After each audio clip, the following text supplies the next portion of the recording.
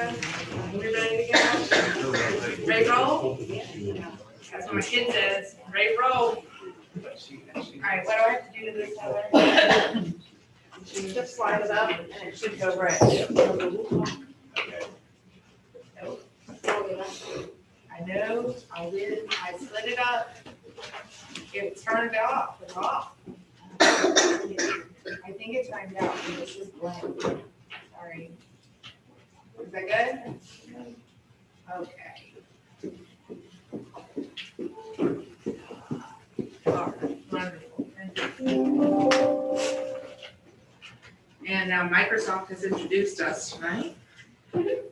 I'd like to call the Colonial Beach Town Council work session on Wednesday, October 21st at 6:01 p.m. to order.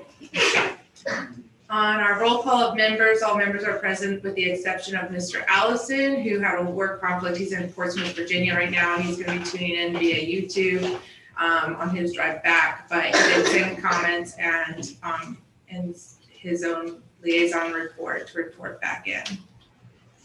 Otherwise, all members are present. Approval of the agenda. I'd like to make a motion to amend the agenda. After a lot of discussion from our last public hearing, we had asked Mr. Dotson to come and present on the next future stages. We hadn't got back to get it on the printed agenda. It was just like an hour after we had printed the agenda. So I would like to amend the agenda to add Mr. Dotson's presentation under D, so that would be E, to give an update on the next phases. And then also in that amendment to amend the language in the closed meeting. Vivian had a couple adjustments that she'd like to share. On the second item that's listed. On the second item that's listed pursuant to Virginia Code Section 2.2-3711A1, discussion of assignment of duties. I'm recommending that it be amended to read, discussion of assignment of duties, staffing, and resignation of specific public officers, appointees, or employees of the town of Colonial Beach, including the police department and possibly other departments. Is that it, just on that one? Yes, the others are fine. Okay. All right. Is there a motion to amend the agenda? Motion to amend. Second. All in favor? Aye. Any opposed? A motion to approve the agenda as amended. I think we have to do that also. Motion to approve. Yeah. Is there a second? Second. All in favor? Excellent. Okay, council member liaison and commission reports. I'll start on this side, Mr. Duggan. Just on financial, just a brief comment. I'm delighted to see that Lisa Oates is going to be reporting on the yacht club money. That's been a mystery to many of us over the years. Nice to hear. Mr. Montier, none at this time. Okay. Ms. Robertson. For those of you who have not heard, Dr. Turner has resigned as of October 30th from his position as CD superintendent. We will miss his expertise and his guidance for our teachers in our school and what he presents to us in our meetings as well. Dr. Sullivan. I'm reporting for the NGOs in town, and I just wanted to give kudos to an NGO that's not one of our NGOs. It's Fredericksburg Fallen Heroes. They had a barbecue cook-off here. Oh my goodness, what an excellent event. And they brought all these people into town from other places. And it's just like, we need to reach out to NGOs in Fredericksburg and get them to come have their events down here. That would be great if we can do that more often. A reminder that the last day to register to vote or change your voter registration is Tuesday if you want to vote in November's election. The Alliance of Colonial Beach Community Organizations now has their website live at cballiance.info. Top priorities include having a living, inclusive calendar and volunteer recruitment page, which is going to, I think, help a lot to have a place where we can get all of the events going on in town in one location, hopefully. They are also participating in the VCU focus group on a market analysis. The Cooper Branch Library is open. It's back almost 100%. They would like to remind you that you have free use of computers. You can check out books, movies, music, audiobooks, free document notarization. It's free notary. You can use the meeting room. And they have free faxing, free copy and print services. So we're very happy to have that back open. The Community Foundation, the Northern Neck Music Festival raised over $20,000. And those proceeds are earmarked for town beautification. BAM raised over $13,000. Those proceeds are earmarked for the Colonial Beach schools, teachers and students. The 4th annual Beach to Beer Run, you have to do the run first though, I think, before you drink the beer, will occur on October 16th. And it's sponsored by Good Day for Running and Colonial Beach Brewing. The finale for the karaoke contest fundraiser will be on October 17th. The monthly meetup for newcomers and welcome to Colonial Beach will be on October 21st at the Riverboat. And the foundation and the chamber are co-sponsoring once again a candidates forum on October 19th, and that is at the school. It's October 19th, and the last day to submit your questions for the candidates will be October 18th at noon. Please submit those questions to info@colonialbeach.org. That is the chamber. Downtown Colonial Beach had a wonderful Osprey farewell party on Sunday with music and trivia and a silent auction. Presentations about the Osprey nest that have been monitored. It was really a nice, well-done event. They are going to be presenting their retail marketing brochure and streetscapes designs that will be out soon. They are moving forward with the tree and shrub planting on private property along Colonial Avenue and on public property along the boardwalk. They still need volunteers. Please contact info@downtowncolonialbeach.org. The Chamber of Commerce continues to work with Dr. John Accordino. You may have encountered his students trying to do some surveys with you for the market analysis they're doing for Colonial Beach. And they also have this little event called Bike Fest that starts tomorrow that's coming up. So that's all I have for today. All right, thank you. So first, in the area of vaccinations, still no word from the Guadalupe Clinic, and mainly because the FDA has not approved the Moderna vaccine as a booster other than for severely immunocompromised and cancer patients. So until that gets approved, although we're waiting approval, it was put on the early September. So until that comes about, we will not be hosting a clinic, a walk-in clinic. It's still getting advertised, and what we plan to do is, I think between myself and Dr. Sullivan, if we get wind that they will be able to execute on any Saturday, given Saturday coming forward, we will get it put out on the town website, and then I'm sure it'll go out from Nextdoor and Facebook and any other method we can get out there of people. But the plan still would be for walk-ins only, not setting up appointments. So until we hear back from the FDA, we're not ready to execute yet on that. From the Planning Commission, we attended a meeting on the 30th of September. A couple things to update first, the CIP, capital improvement plan. Nathan Howell with the capital improvement with the Planning Commission is already beginning to work with the town manager to get staff input on that and truly have it as a develop from the ground up, as opposed to Planning Commission just generating some ideas. We're working it from the staff perspective, which I think is more reflective of what we need to do for the town. The staff as a whole sees what the gaps are, and we can better articulate a plan that can be funded as opposed to aspirational which we've had in the past. So I think we're moving in the right direction with that. I spoke with the town manager on that.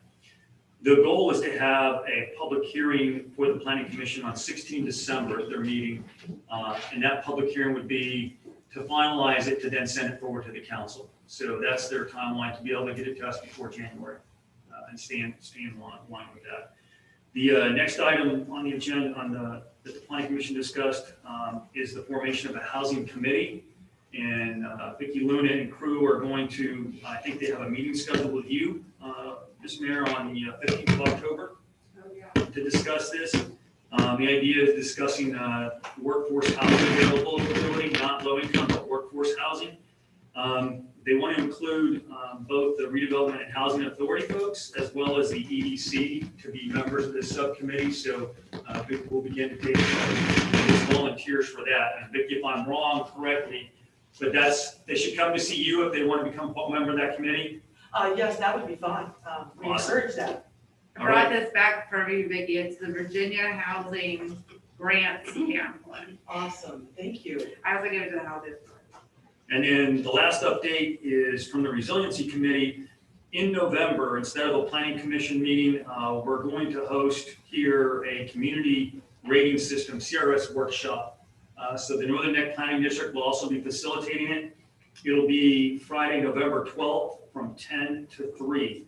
And so it's open to the public to attend. What they would really like to see is members of our planning commission, members of the council, and I guess anybody else that would be interested in how we can improve the resiliency of our community here. Looking at topics anywhere from how we would deal with natural disasters to how we can mitigate or set up methods of mitigation to decrease flood insurance costs. Is that correct, Vicki? Yes, that is correct. All right.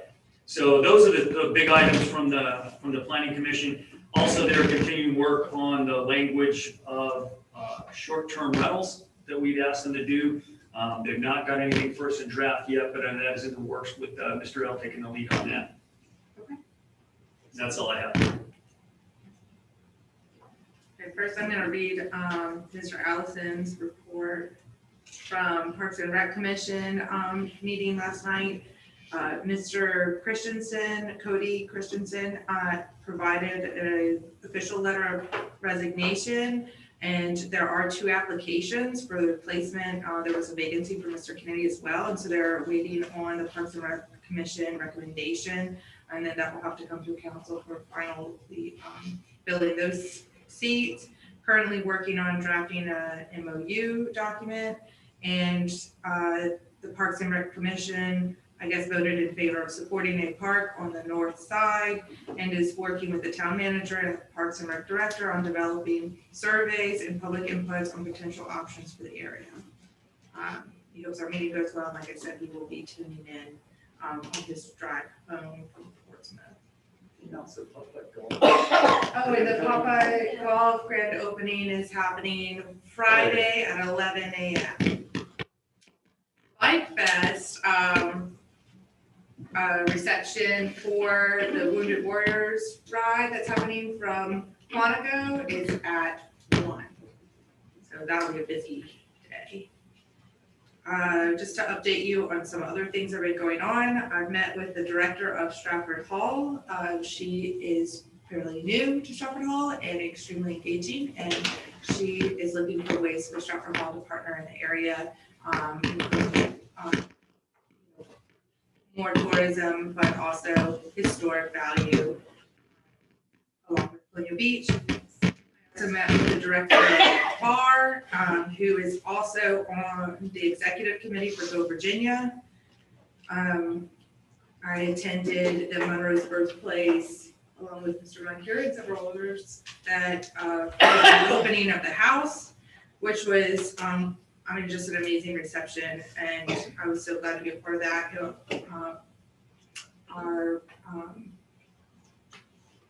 Mr. Whitman was there, Senator Whitman was there, and I spoke, and I will be speaking with him at a mayor's roundtable next week.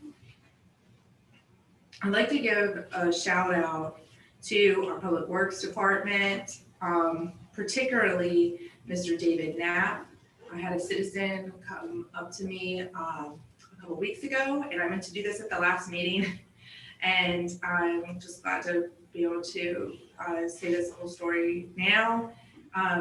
This is a citizen who has several disabilities, and Mr. Knapp personally helps her navigate the sidewalk or obstructions that Public Works may be creating in her path while they're doing their work of maybe grass cutting or working on the road or different things like that.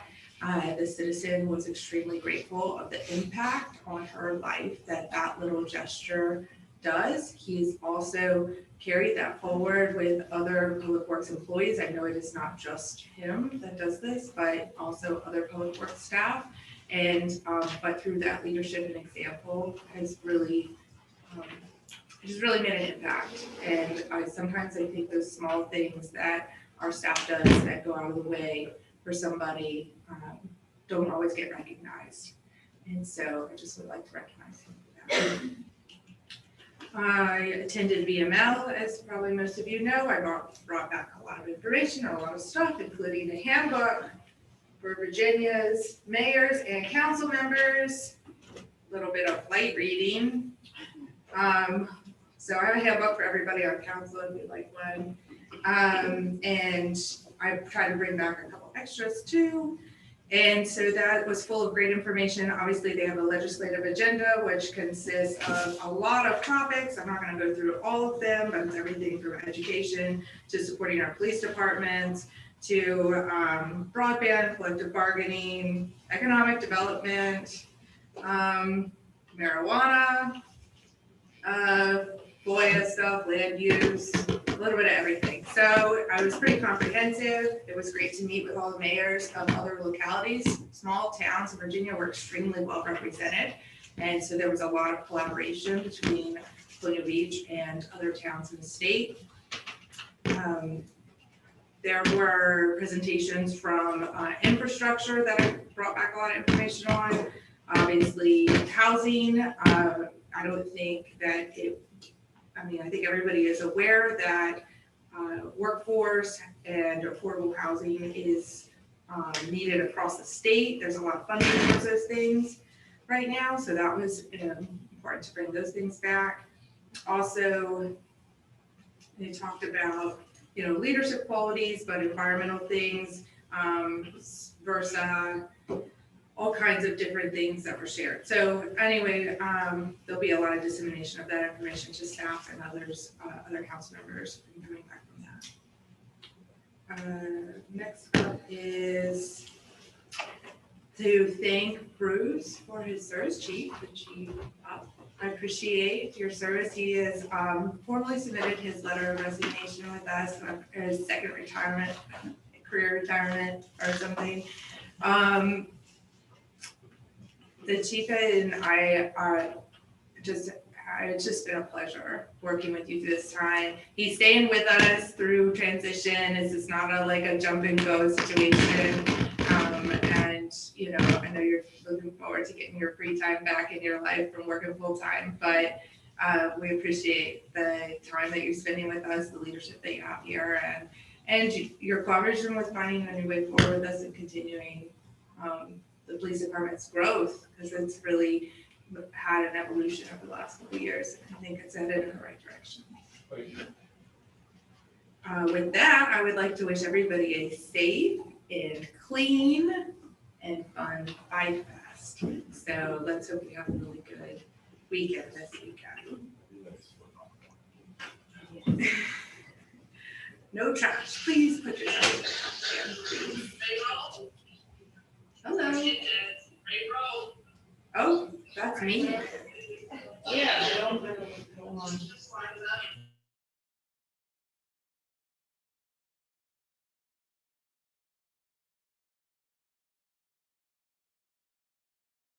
Okay. That happens. All right. With that, I would like to call up our first presentation of the night, which is Ms. Rosie Morgan.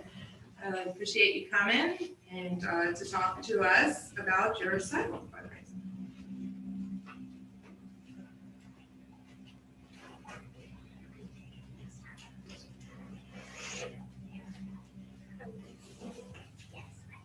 Ms. Morgan, you can remove your face mask at the Okay.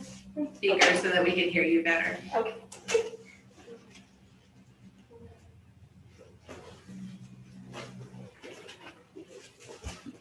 There.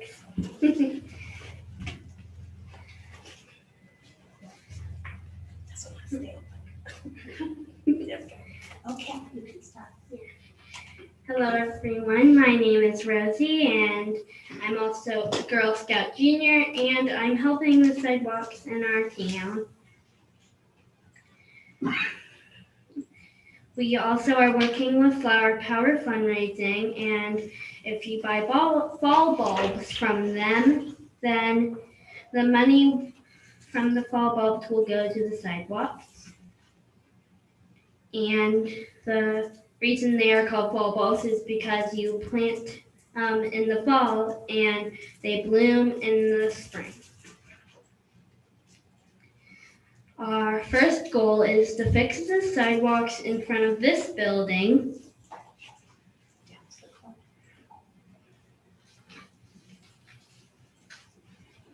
I'm doing a fundraiser for the sidewalks. It is called the Halloween House Stickering Contest.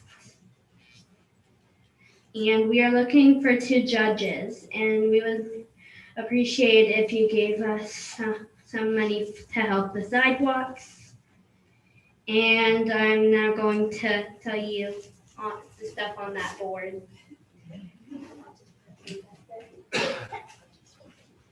Sidewalks are required to be 3 feet wide. There should never be anything hanging out over a sidewalk. They must have different texture on ramps for the visually impaired. Sidewalks increase property values. Sidewalks build community. Sidewalks are welcoming to visitors. ADA regulations. Sidewalks are regulated by the Americans with Disabilities Act. Many of our sidewalks are not in compliance, and that's illegal. Virginia law requires that where a sidewalk is present, the pedestrian must walk on it. If you are injured while walking on the road, you may be liable. The town may be like. Town may be liable. What are we doing? We are asking everyone to fill out a walkability survey. Please fill one out and return it to us. We'll do that next time. Over the next 2 years, we'll be holding fundraisers for new sidewalks. Look for us at town events.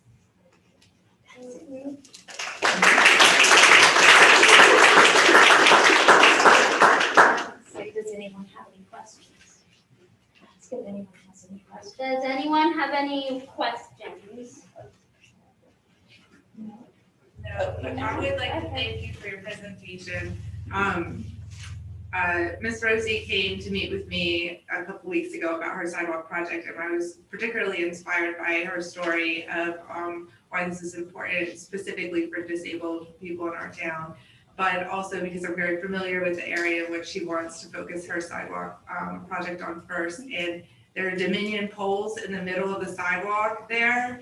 And it is impossible if you have anything like a stroller or a wheelchair or any kind of mobility issue like that to get past those Dominion poles. So we're hopefully going to work together and petition Dominion to move their poles out of the sidewalk there. So appreciate it. Thank you. Thank you. Madam Mayor? Yeah. Can I? Sure. Rosie is really active in our community. She was also at the Monroe House opening in full costume, her and her mom acting as docents there. And I'm just so glad that she's decided to take on such a challenging project here in Colonial Beach that's desperately needed. Thank you, Rosie. Thank you. Next up is Ms. Bucky Dorr, Chief Docent of Monroe's Birthplace.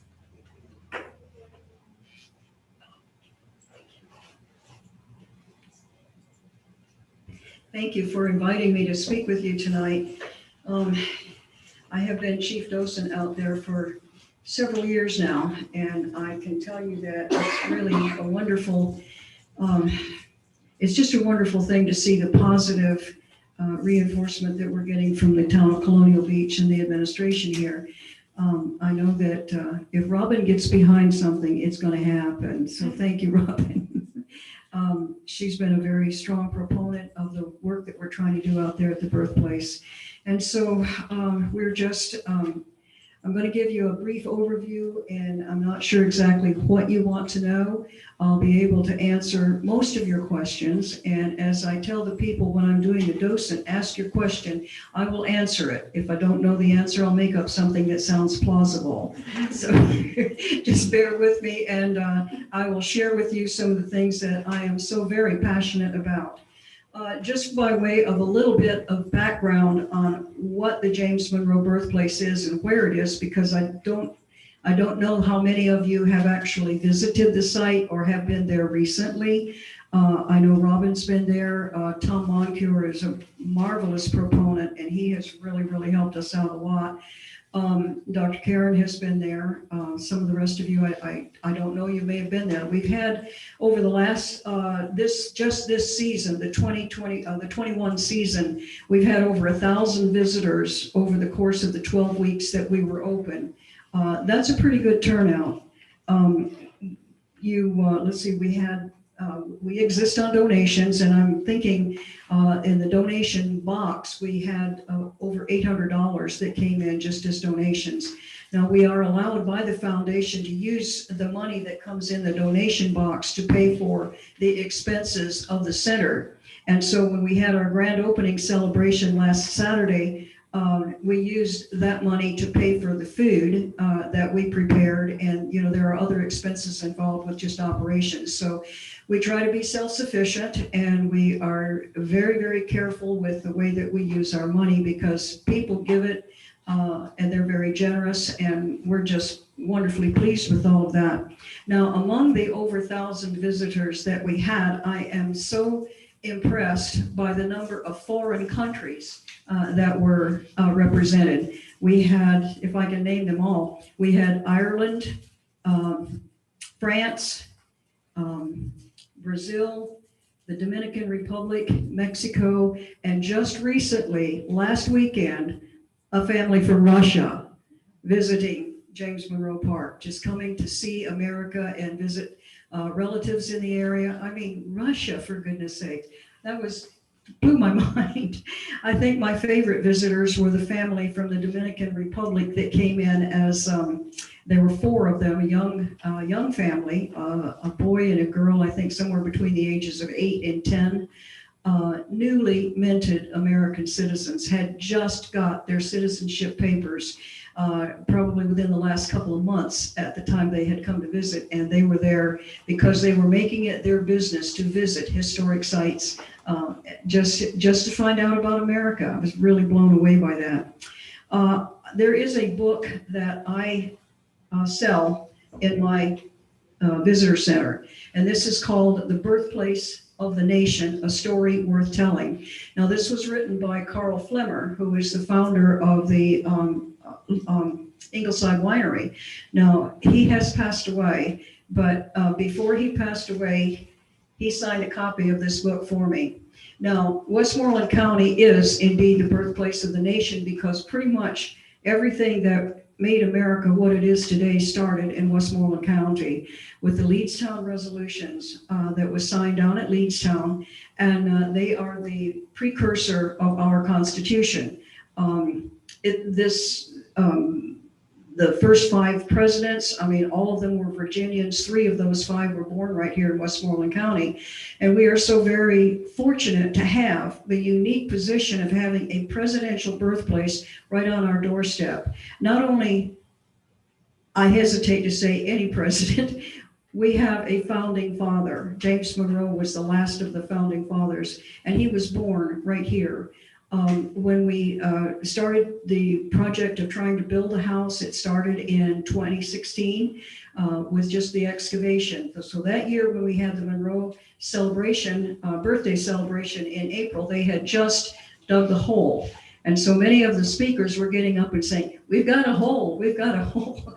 It was exciting because it was the start. And then we had a retired Army fellow coming up, and he said, Well, in the Army, we put people in holes and we put buildings on excavations. So it was kind of fun then to hear everybody else trying to stumble over, not saying we've got a hole. They would say we've got an excavation. So anyhow, in 2016, the building was started. We know exactly what makes us unique. There are several things that makes us unique, is that we know what the house looked like. The original Monroe house was built in 1650. I can't wrap my head around a house that old on that site. But in 1650, James Monroe's fourth great grandfather settled there, and he came there from Maryland. He had already immigrated to America, and he settled there first, and then he came down to Westmoreland County, and he built the first house there. The house that we are replicating is the one that James's father built. And we have a picture of that. So we know what the house looked like. We also know, because of very careful archaeological research, we know where the house was. We know how it was oriented to the property and how large it was and what it looked like. That is fabulous information to build a replication of the house. But when it was sold, when Monroe sold the property, he described the house as having several rooms above and below a passage. So when you try to configure a house and that's all the description you have, it's pretty well up to interpretation what the arrangement of the rooms were. But the house is finished, the construction is finished. There is still some finishing touches that need to be done. We've got to put some more light fixtures up. There's one little place where we just discovered that there's a piece of drywall missing, and we got to stick that in there so we have a complete wall. But basically the house is finished. Now I do tours by request. We are open in June, July, and August on Saturdays and Sundays from 11 to 4. But if anyone wants a private tour, or because they couldn't come for whatever reason on the times that we are open during the off season, call me and I'll set something up. I have a tour that is scheduled for this week, Saturday. In fact, we've got some people that want to come through that can't get here other times. They call, or they will send an email to the foundation off the website, and they forward that to me, and I contact them and we set something up. Now, in the history of this particular place is that in 1958, Lawrence Hose, who is a direct Monroe descendant, donated 72 acres to Westmoreland County for the purpose of building a memorial to 5th President James Monroe.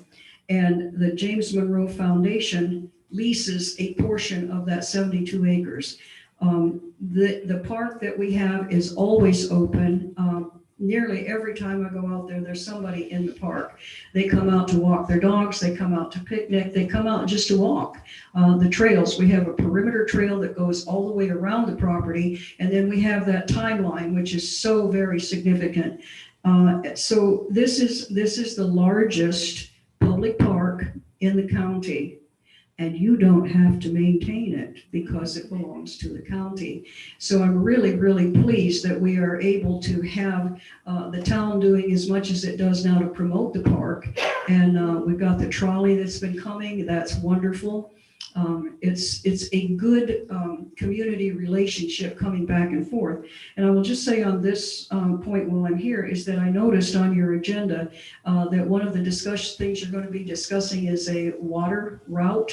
I have also been in discussion with Kiki Apple from the Monroe Bay Winery about trying to establish possibly paddleboat, canoe, kayak trail between the winery and the birthplace down the back side there where Monroe Creek is. So I think that's a good thing. And I know you're working on trying to get a golf cart trail from the town out there. And I know that there are logistics problems with that. But like I said, if Robin gets behind it, it's going to happen, right? She definitely is a person that's goal oriented, and she's going to get it done, I'm sure. I want to tell you also something about our flag. Was Rosie still here? I wonder if Rosie remembers the speech. Rosie gave a speech about our flag at our visitor when we had the celebration on last Saturday. We have the Monroe flag, and I like to mention this because it can be so easily overlooked. It was James Monroe, when he was president, who signed into law the Flag Act of 1818 that standardized the design of the flag that we now know as the American flag. Now, we had a flag that was very like that, so it's just that he standardized it, because every time there was a state, the star was added immediately, but they were also adding stripes, and they discovered that the flag was going to get much too large if they kept adding stripes when a territory became a state. So James Monroe signed into law the act that standardized it, establishing that it would have 13 stripes, red over white, and white 5-pointed stars on a field of blue.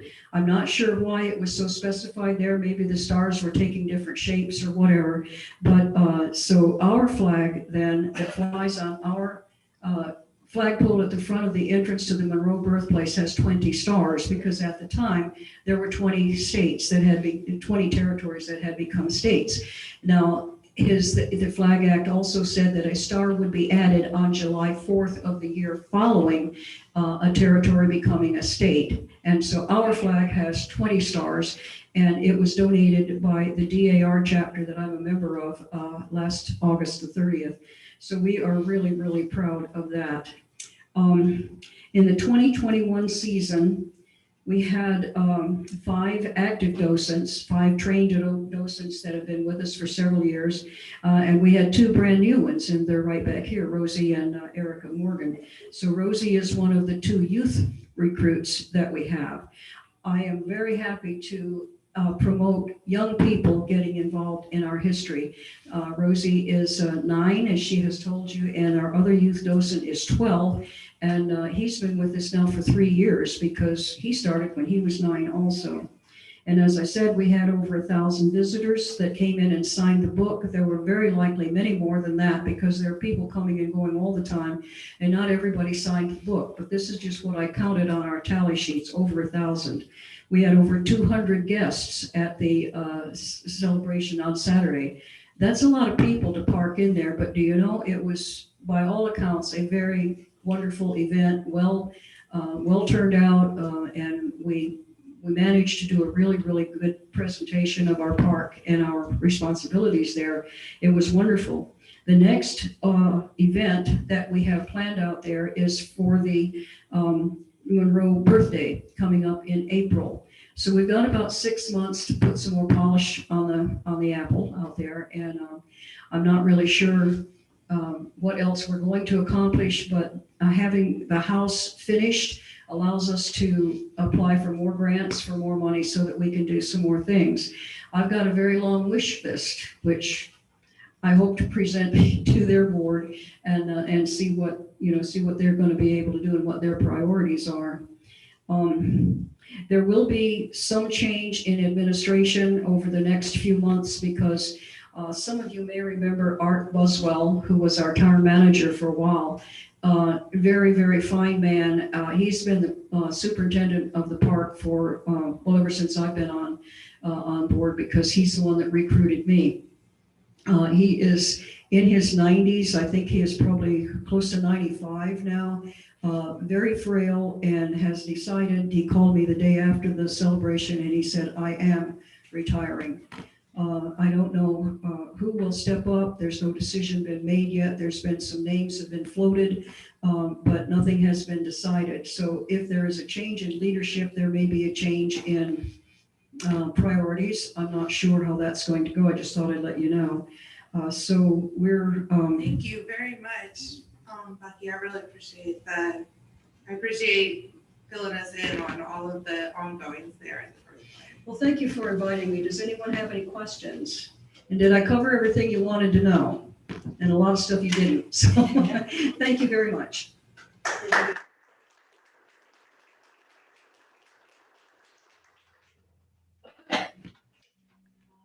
Next is Susan Prince Janice, Clock Shack. She via Zoom.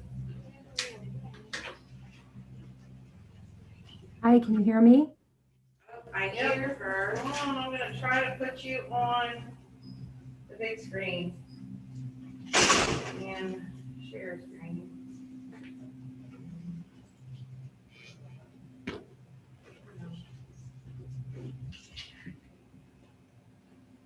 Hello, Susan. We can see you.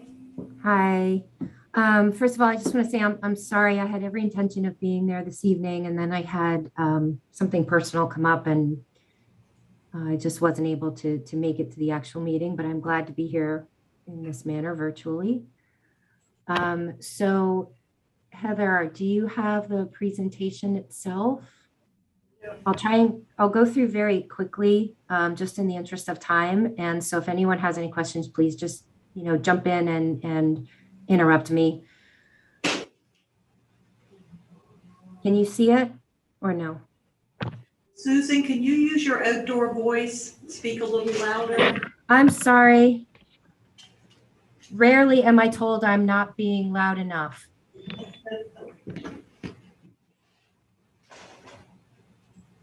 Can you see the presentation?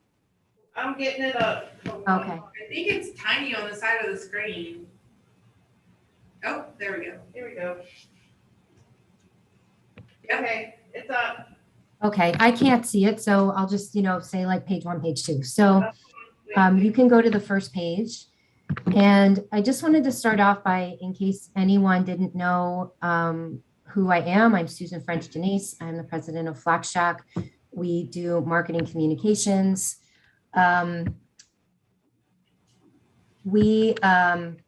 Sorry, now I just lost my screen when you did that. Hold on, sorry. 3 years ago, you can go to the next page. 3 years ago, when we first started working with Colonial Beach, we indicated that the town had a circular problem. The town wanted to be more economically viable, but in order to do so, you needed to have more people, preferably residents, but at the time, tourists were more easily attainable. To attract more tourists, the town needed a better tourism product. But to get those tourism projects, you needed investors. And to get investors, we had to show an opportunity for growth, and i.e. we needed more people. So what we did was we created a campaign that was an awareness campaign, and we would show all of the things that appealed primarily or what we already had in Colonial Beach. So you can go to the next page. So that campaign, it was a short-term goals that we had there. We started with the low-hanging fruit. We created this awareness campaign, again, using the assets that Colonial Beach already had: beaches, marinas, winery, brewery, just tiki bars, gourmet restaurants, all of that. We created the branding, which was the logos. We created social media accounts. We did PR. We worked on partnerships. We created ads, marketing communications, different collateral. And you can see what the results were of that campaign. The beaches became packed in the summertime. We have multiple media stories written about us. And you can see from that graph that the website gained almost doubled in views year upon year. Okay, you can go to the next page. So for the next part of the campaign, we wanted to focus on the longer term goals. So we're still maintaining tourism, but now we're going to be adding in economic development and community relations. So starting with tourism, again, we'll still be maintaining social media, we'll still be maintaining PR and other marketing activities. But we're going to be scaling it back a little bit and focusing more on things that don't tax our infrastructure so much. So for example, we might partner with neighboring towns. We might be partnering with neighboring attractions and then Northern Neck Tourism. Robin, you mentioned Stratford Hall. We started talking with them prior to the pandemic. So for example, when they have their wine festival, they don't have enough lodging to offer. So we might help them promote their wine festival, which does not put as much, does not hit our infrastructure as much, but yet we could be providing the place to get dinner or the place to stay for the night. We'll be focusing on promoting Colonial Beach as a year-round place to visit, with an emphasis on the off seasons, as well as the smaller events to fill in slower times. Weekday stays, during the weekends, we're packed to the gills, but the weekdays are a little bit slower. So we're going to be trying to encourage weekday visits. And maybe start to talk about the development of more off-season events. Next page. There's two parts to the economic development portion. There's attracting more residents. And we've already done an ad, like you can see that one on the right, Live, Work, and Play in Colonial Beach, with themes like living like a local, small town living, everyone being welcome here, where we talk about the diversity, healthy living, where we focus on the outdoors, safety of the town, better quality of life, people getting more value for their money. We'll be specifically targeting younger demographics and families, the different diverse types of audiences and residents, people who are now working from home, maybe exclusively, or at least still in the short term, longer term stays, more than a weekend, closer to maybe a week or a month or longer, people who are trying to escape to the suburbs from the cities, coming to the suburbs, coming to more rural areas. What we plan to show and how we plan to show these things is by maybe focusing on the friendliness and the welcoming of our residents, housing development updates and timelines, any new developments that are happening, statistics that are happening, how many new residents we have coming into town. Maybe as the demographics start to shift, we can highlight that a little bit.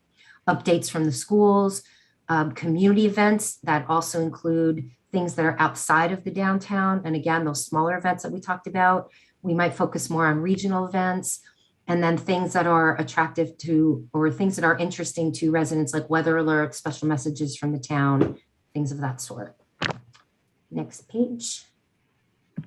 The second part of the economic development is attracting more businesses and investors, more stores, more restaurants, more activities. We want to show that Colonial Beach is a business-friendly town.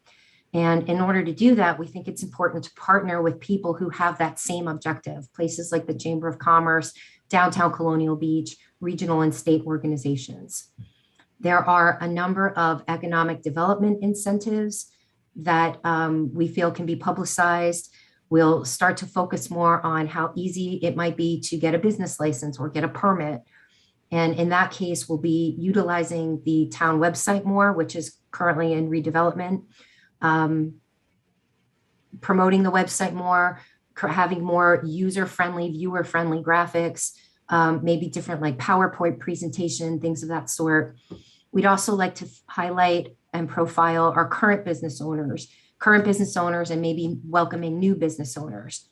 We'll focus on things like Small Business Saturdays, using social media hashtags and different marketing collateral, whether that might be, stickers or signs or some kind of marketing fun stuff that gets handed out. We'll be doing more press releases and business stories, not necessarily tourism stories as much, but business stories, highlighting places like, targeting places like Washington Business Journal, and maybe getting articles up on LinkedIn. These stories might be talking about statistics. We might be talking about news, if there's any new developments in town or any new businesses in town, maybe about home sales, and then the ever popular revitalization stories. Okay, next page. And the final part of the new strategy is the community relations aspect, which is going to be trying to explain better about what the town is doing and why it's doing it. The purpose of that is to educate the community on any kind of future goals and plans that we have, dispelling fears or concerns, addressing questions. We want to ensure people that Colonial Beach values are being maintained, that we are interested in growth without changing the heart and soul of the community. So we might share how the town is handling different infrastructure issues, whether it's parking or traffic or transportation. We might promote things like ride shares if that comes into development, or the trolley, stormwater issues, things that are interested to the residents we're trying to attract, like internet issues and mobility issues. We want to show that the town is thinking about what the market can handle and also addressing whatever kind of current workforce needs are identified. We'll have social media links to town web pages and brochures and information online. We think of websites as the places where we do our selling. It's where all the information is. It's where we want people to take their time to visit often, to look around, where they can learn new things. So we'll be using a lot of social media. We'll be using social media to add a lot of links to get people to go to the website and peruse it. We'll share more things from the police department social media. As I said, the new town website is in development. It'll be cleaner. It'll be more user-friendly. People will be able to find things easier and quicker. And we'll also be sharing about specific campaigns, whether that's something that Parks and Recreation is working on or something that Public Works has done. We'll be introducing town staff more so you can get to know them better, giving updates from Planning Commission, the comprehensive plan, talking about any grant awards that are in development, addressing service interruptions, and then, normal things like that, like reminders how to contact the town and how to be involved more in just regular town operations. So that's it. I know I went through that really quickly. Does anyone have any questions? Anybody have any questions? No? Thank you. Looking forward to it. Okay, thank you. All right, next up, Colonial Beach Redevelopment and Housing Authority. Andrea Clement.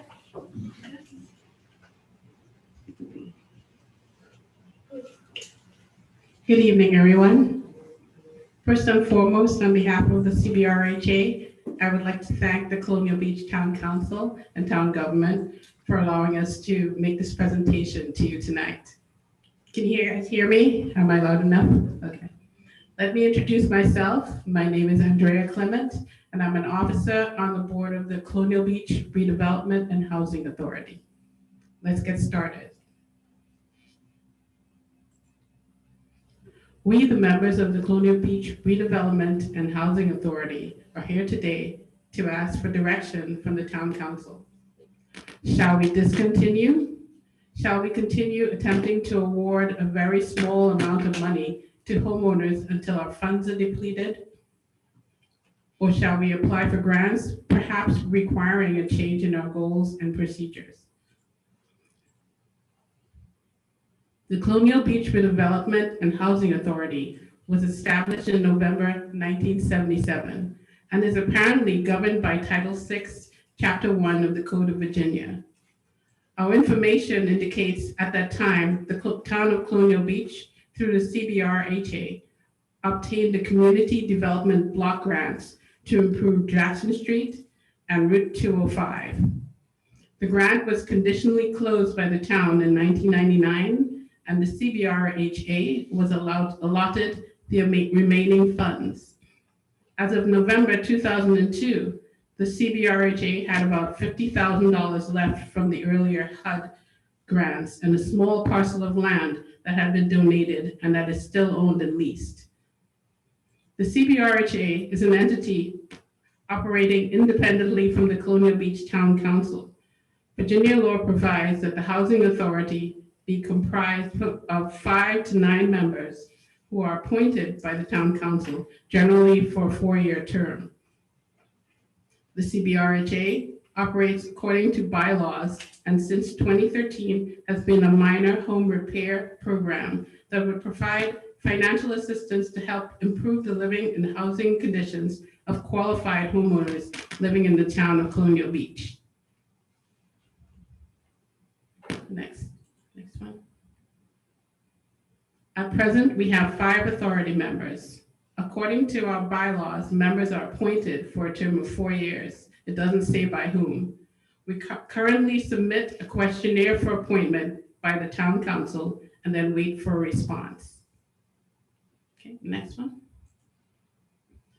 To apply to our program, the homeowner can get an application from the CBRHA mailbox at the town office or from Bay Aging. They may then return the application to the town office or to our PO box. The CBRHA members will then meet to review the application and decide whether to accept or deny the petition. If the application is rejected, we send a denial letter to the applicant. If the application is accepted, the homeowner is assigned a CBRHA member. The member then takes the homeowner through the paperwork process. Next. The CBRHA manages the homeowner application process and arranges with a licensed contractor to perform repairs. CBRHA members do not do hands-on repairs. Our award limit is $2,500, but can be increased under special circumstances. Next. We follow the HUD income guidelines when determining the eligibility of a homeowner for minor home renovations. Our applicants are typically elderly, on a low fixed income, or living alone with a spouse. A single female making an income of $26,900 would not be eligible for assistance with getting her front door repaired safely or for getting her bathroom made usable. These guidelines are so restrictive that most of our local applicants are ineligible. Next.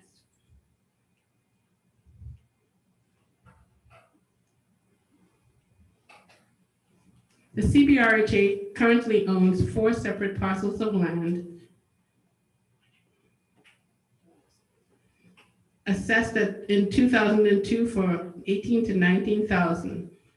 Since 1987, we have had a lease agreement with the Tally Sign Company for $500 per year with an automatic annual renewals. 3 parcels of land, you can change it. 3 parcels of land are recorded together on one deed and total 9/10 of an acre. A 4th parcel of land recorded on a second deed and is about half an acre. The second deed is dated August 12, 1994, and can be found in the deed book 433 at the courthouse. Next. We, the members of the CBRHA, believe that we can make a difference in this community. And to do that, we need to be recognized as a legitimate part of the town government. We need to determine if there's a legal means by which we can assist more people who need home repairs. We need to determine if there is a means to acquire more funds for our programs, such as applying for or receiving grants, or legally change the stated purpose of the authority to include other low-income and affording house issues.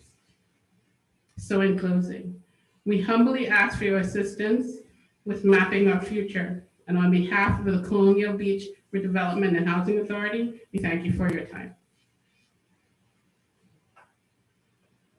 Thank you.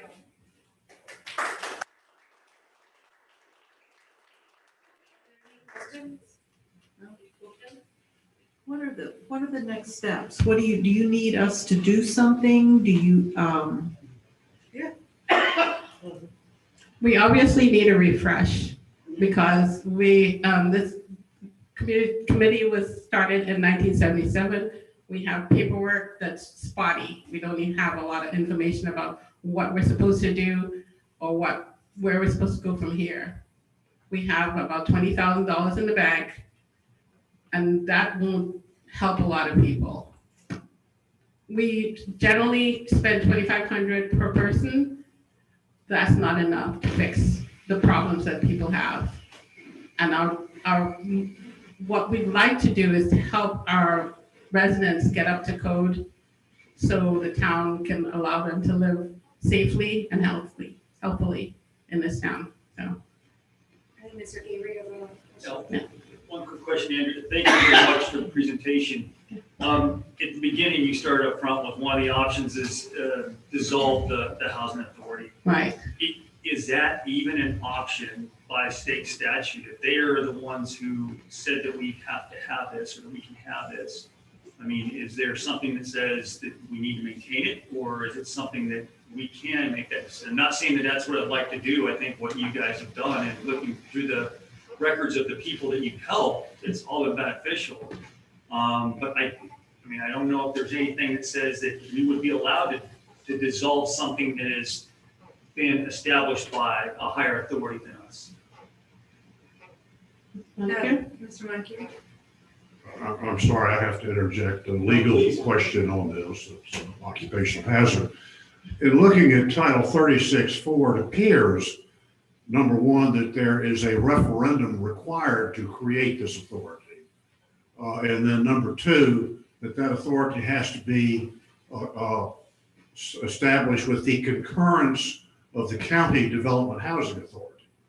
And I don't know that either one of those two, again, is historical. I have no idea if either one of those steps has been accomplished. Well, I'll look at council. I think that's kind of a necessary precondition unless I'm misreading the statute. Well, we were obviously started to be able to get funds from the state and federal. And you have to have a housing authority to apply for grants for certain, new business that you need to get done for the town, so. I think That's the why question we was were- directed at Vivian. So some of these authorities existed starting in the late 40s, and then the statute changed, and then the referendum statute where the requirement was brought forward. But some that were already in existence, they remained in existence before the referendum requirement.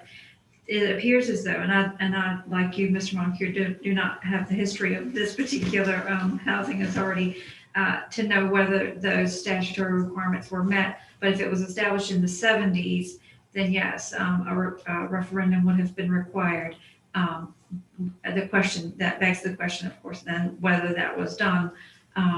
To the other point that has been raised with respect to dissolution, interestingly, in looking at Title 36, for the first chapter of Title 36, it does not appear that the state code provides for dissolution of these authorities. It's sort of created by statute and it just sits there. Now, that doesn't mean it has to be active. So it can exist in form, but yet be dormant in essence. So the level of activity is, can vary, and it does vary. As a matter of fact, in one of our other cities, there is a very active housing authority. So there are folks who are very well versed in these activities and the funding sources that are available, a lot of which is federal. Well, it isn't a question whether or not we created as a political subdivision the Commonwealth. Yes, by statute, it's identified as a political subdivision. So therefore, town council has no authority over these housing authorities, except for the appointment and potential removal, which sometimes happens. We've been involved with that, of commissioners on these authorities. So this is kind of similar to the memorials committee where we need to, if we're gonna refresh it, we need to look into all of the bylaws and appointments and all those. Yeah. Well, my question is whether or not it's properly established without a referendum, without the concurrence of the county. So if it's properly established, then town council's only authority is to appoint the commissioners. However, there is language, and I've dealt with this just recently in another jurisdiction, so I'm sorry I don't have it in front of me at the moment, but you can also help to fund it, fund these authorities. But other than that, your authority is very limited. It is its own political subdivision, just like an economic development authority, for example, or others. In 1977, there was a referendum. They voted, it was a city, and it passed, and that's why you don't have to worry about that one. Thank you. What Clarifying we're that. looking for is, Fantastic. it's kind of been ignored over the last few years. And a lot of people, even when I made a presentation here a year or so ago, never heard of it before. So what we want to say here, we want to make sure the council's behind this. Then we're going to start real active, get more commissioners, go after grants, and make this thing work. If you think it's a waste of time, then please, we don't want to waste our time. That's what we're looking for, support or not. Money is always nice, but I mean, we'll figure that out as we go along. Yes. At the meeting that we had, one of the issues seems to be the limitations on who you can help based on their income and on the cost that it would take to help. Have you found out any more information on how, why it's so low or how? Well, you have to understand, $2,500 in 77 was a lot more than $2,500 today. One of the first things we think we need to do is raise that to like $5,000. Just the cost of lumber, as most of you know, has gone up double. So anything like that, so we would do that. We can do that by changing our bylaws. There's no big thing to go with. And we go by the number of people in a household, how much their income is, and we have the authority to ask for copies like tax records or whatever to prove that. And so if we, I think we had up one slide. By the way, I have several copies of the presentations on paper. If any of you would like this after the meeting, I'd be more than happy to give it to you. But Thank you. that's what we're looking for. Sure. Are you for us or against us? That's what. I think this is refreshing. It's refreshing to, I mean, I've heard the presentation when you were asked to give it, I guess it was 2 years ago. Was it a year ago? Probably because everything shut down during the Yeah, it was a pandemic. couple so. years ago. And part of what, and I can't remember who asked you, but I know Eddie and I had both talked about that nobody knew about the program. Nobody knew that there was even $2,500 out there, you know? And so it was just trying to kind of advertise that there is some assistance, even if it is really minimal. But after coming back from the Virginia Municipal League, conference that I just went to for the last 4 days, housing is a hot topic in the state of Virginia. It's in a critical place across the state. This lack of workforce housing, identifying housing, equity in housing. There is a lot of money. When we talk about the state in this place that is giving out a lot of funding in these areas, housing is going to be one of those categories. So if you're going to get energized about housing, now seems like an opportune time. From the information I was getting from the state, there's a new report coming out this month by Housing Forward of Virginia Housing. And I know I gave you guys the grants pamphlet already that they gave to us. I brought several copies because I think it's applicable to everybody that's interested in talking about housing. But the findings in that study that the state just had done, and that was through, Richmond, I guess, told them they had to do this study and figure out what the problems are in the state. Are guys going to underscore the things that have already been brought up here over and over again. And so I think it's going to be time for the state to put their money where the mouth is in that respect. We've also been contacted by Department of Agriculture, interfacing with them, so the word's getting out there.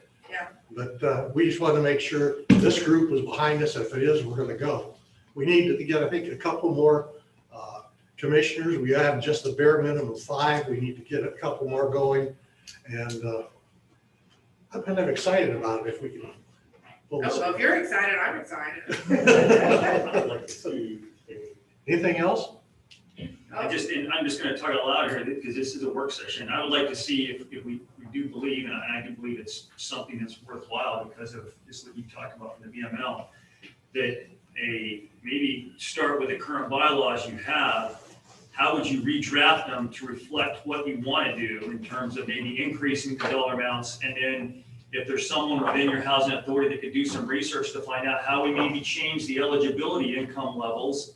Again, if those were established back in the 70s, maybe something can be done now. And I don't know if that's something we can help with, or if somebody in the staff can help. I think we can, since we have our own bylaws, we can change that. Determined by the grant, each time you have a grant. Well, yeah, grants, if we get a grant, they Also, may. I just would like to say, and I know I pointed this out to you all, but just for the public to know that there is capacity building funds from the state too to help these authorities, what you all are, do your job better, to train you on how to organize, to help set those thresholds. And so there's professionals from Virginia Housing that can help grow it and make it, achieve the goals in which I think you're ambitiously setting for it. We also want to have status reports back to you and become more participative. in Would you like this. me to require that? Yeah, sure. Just want to interject really quickly after our meeting. It was brought to our attention that they had a number of terms that were already expired, so I think procedurally, they only have 2 active members. So I think procedurally, getting those 3 that are expired either reappointed and before you begin to add. You know, all of them have said that they will accept extending their term. Okay, so we have We were some gonna do that, appointments to make it similar to the Memorials Committee issues that we've had to deal with. in the past. I would suggest some of the synergy I heard around Ms. Luna's new housing committee, that maybe you all begin to either meet jointly or have one member of your housing authority either sit on that housing committee and work with that team to figure out what they're gonna be doing, so that maybe. Yeah, we met yesterday and talked about that possibility, and I'd like to move forward with some recommendations. Great. as well. That sounds great. I don't think we have any Hearing aids issues and masks with just don't work out. We just had appointments. Sure. I think we have to make these appointments before they can do anything. Yes. And I just want to point out, Code Section 3611 talks about the appointments, and there is another provision, and I also don't have that one, but it talks about when it's a town, and this is not an issue that I've addressed directly because the other localities I've dealt with this have either been a city or a county. But with towns, there is one provision that talks about having to, I think it's the referendum, having to have the concurrence of the county, which I think was done. And if you look at 3611, talking about the appointments of commissioners, it indicates that the city or the county would make the appointment. So I would ask to allow me to confirm. That Westmoreland County may make your appointment, not us. It may Well, be. Tim's back there. I just don't want council to be left with bad advice from me, because that may be the case. So that's an interesting, issue. We'll look into that. And if it's Mr. Trivet that needs to take your appointment to the county, then coordinate with him. I know that they've done appointments for the county housing authority at that level, so that would be it. Okay. There may be something else buried in here, but on the face of 3611, which is entitled Appointment and Tenure of Commissioners, it specifically refers to appointments by cities and counties. So we will need to make absolutely sure that it's done correctly. Anything the county can do to help. Great. Thank you very much. Okay, thank you. I appreciate it. Is there anything? Okay, Mr. Dotson? Good evening, everybody. Thanks for having me. Robin and India asked me to pop in and give everyone an update, field questions, kind of give everyone a feel for where we are, what challenges we're facing, where we're headed, all that good stuff. So, if you want to go to the next slide. Quick update on phase 1. That's an aerial shot. So we broke ground about a month and a half ago, as you guys know. Y'all were there. Site work has commenced on the upper half of the parcel. What you're looking at is the foundations of the first 13 of 23 units. So it's 11 townhouses on this side, 2 single families. And then in November, we plan to start phase 1B, which is 10 more single families. So far, so good. No major issues. We've sold 8 of the 13. The market did slow down just a hair once Labor Day and school started, but we were negotiating on 2 more. So we hope to have 10 of the 13 sold by the end of this month. So knock on wood, moving along. Next slide. So phase 2, the 3 historic buildings there at the corner of Irving and Hawthorne. So the plan as of now in the chamber building to the right, downstairs would be spec retail, upstairs a 2-bedroom apartment. This building, the bank building, we plan to put a co-working space in the ground level and another 2-bedroom apartment upstairs. And then in the school board building to make that a 5-bedroom single-family home. This is what the inside of the co-working space would look like. So the co-working, and for those that don't know what a co-working space is, it's simply an office space that multiple folks use. Dotson Property Management, Dotson Development will have an office in this space. We've got a few other friends and folks that might have offices in this space. The co-working space there, which is an open kitchen, you see the vault there to the left would be a conference room. The other vault will be used as storage and mailboxes. And then the rest of the space, you could pop in and work. Picture someone like me who lives in Richmond, but comes here on the weekend with a house full of people and wants to get out on Friday to work a few hours before you hit the river. Or simply a small business owner who doesn't want the cost and burden of an entire office space themselves. They could plug and play. You could pay a small monthly fee to pop in and use the space whenever you like. We've offered the space to be used by the Chamber of Commerce and the tourism office. Pretty much anybody that we're displacing in the Chamber building currently or in the Phase 3 land. And they may or may not take us up on that, but we're offering that if it makes sense to them financially. It's another shot from inside the bank space. And then do you want me to, I guess, field questions for Phase 2 before we go to Phase 3? Sure. Sure. Anyone have any questions about Phase 2 at all?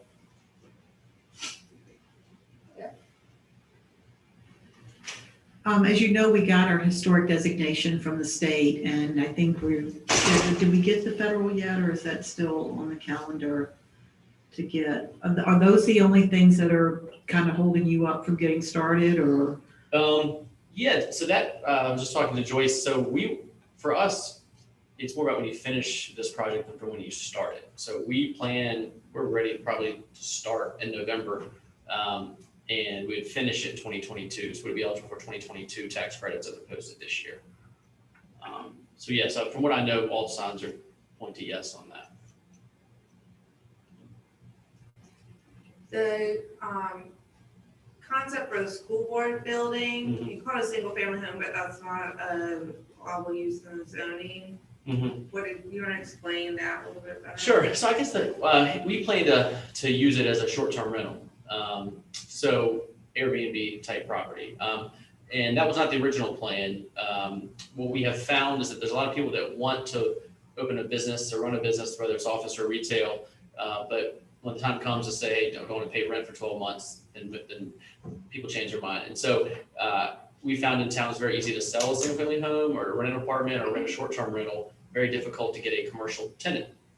Small towns, that's the challenge. And in a seasonal small town, it's even bigger challenge, right? Folks that put yourself in a restaurant shoes or a shop, any kind of retail store shoes, they might do a lot of business for 3 months, but they have to pay rent for 12 months. And when you buy a building and renovate it well, it costs money to rent it. And so we have found that we think the best plan is to minimize speculative retail or speculative office space and only have that where on the major thoroughfares like Hawthorne, I would consider major thoroughfare, where you want the commercial activity, and then to use the school board building for a residential use that folks can rent on a short-term basis.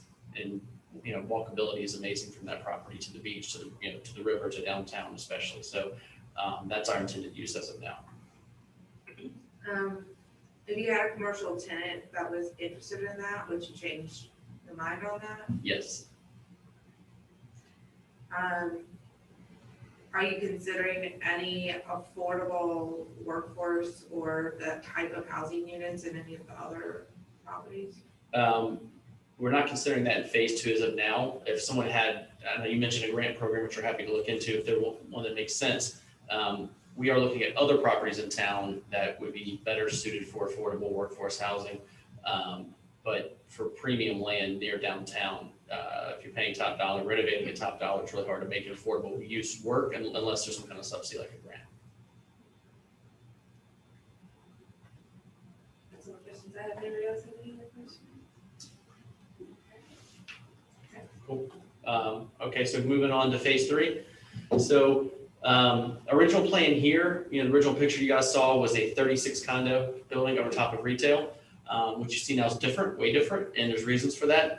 In addition to the soil and the floodplain, which we kind of knew about, construction costs have risen like crazy in the past year. The original structure we wanted to build with parking, with residential over parking, requires a concrete podium, which is way more expensive this year than it was last year. This plan, what it does, it separates the buildings into two structures.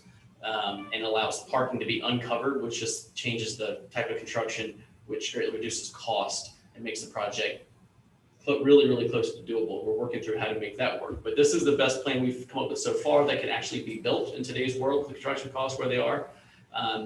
So that building closer to the beach is a one-story retail structure. It's about 8,000 square feet. We expect about half of it to be indoor space, half of it to be outdoor, some outdoor covered and some outdoor uncovered. The original design looked really good from the residential standpoint. We had no doubt we could sell those condos. With retail users coming to town, they said that it didn't feel beachy when they're covered up with condos, that they wanted to be more exposed to the outdoors. So if this space is broken up into 2 users, each user would have some indoor space, some outdoor uncovered, and outdoor covered. The outdoor uncovered makes you feel like you're at the beach, which is great. The outdoor covered could be closed in with screens or heaters or things like that, so you have more of a year-round user, like a restaurant. We're talking 1 restaurant now and 1 coffee shop concept now. No leases are signed yet. We're getting closer. And then the building to the rear is a 3-story structure. The first story has retail on Hawthorne. So if you look at that on the very left, that little glass on that first floor would be a small retail bay facing Hawthorne.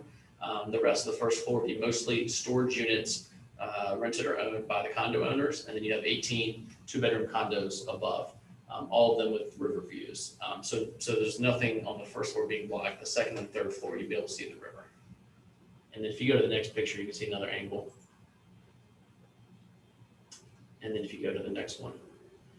Joyce in downtown Colonial Beach asked us to consider a retro South Beach vibe with this parcel here. And so this, what you're looking at is a massing done by an architect. So there's no materials, no colors. It's not necessarily going to be all white like this. But he wanted to simply, you guys asked for a visual from this, and then in 2 weeks, this is what he could put together. Assuming this plan works for the town and we get through that, very soon after that, we could get a better rendering that's going to show materials and colors. But this, it's got an exterior corridor, like a South Beach. That's where the South Beach vibe comes in. You have an elevator on the right side. You have stairways on either end.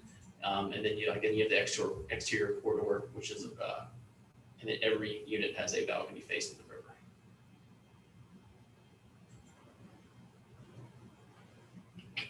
You go back one side? Sure. Thank you. So this, go ahead. No, is there anything else? I was just gonna say, so this model here is 18 units and 18 parking spaces, so 1-to-1 ratio. And I think the questions about parking, I was here a couple of weeks ago. We're not like taking street parking and saying it's ours. I think that was the main question from across the street. And I talked to Rob about that. So I think Rob got his questions answered about the parking right in front of his art gallery. Okay, that parking is remained.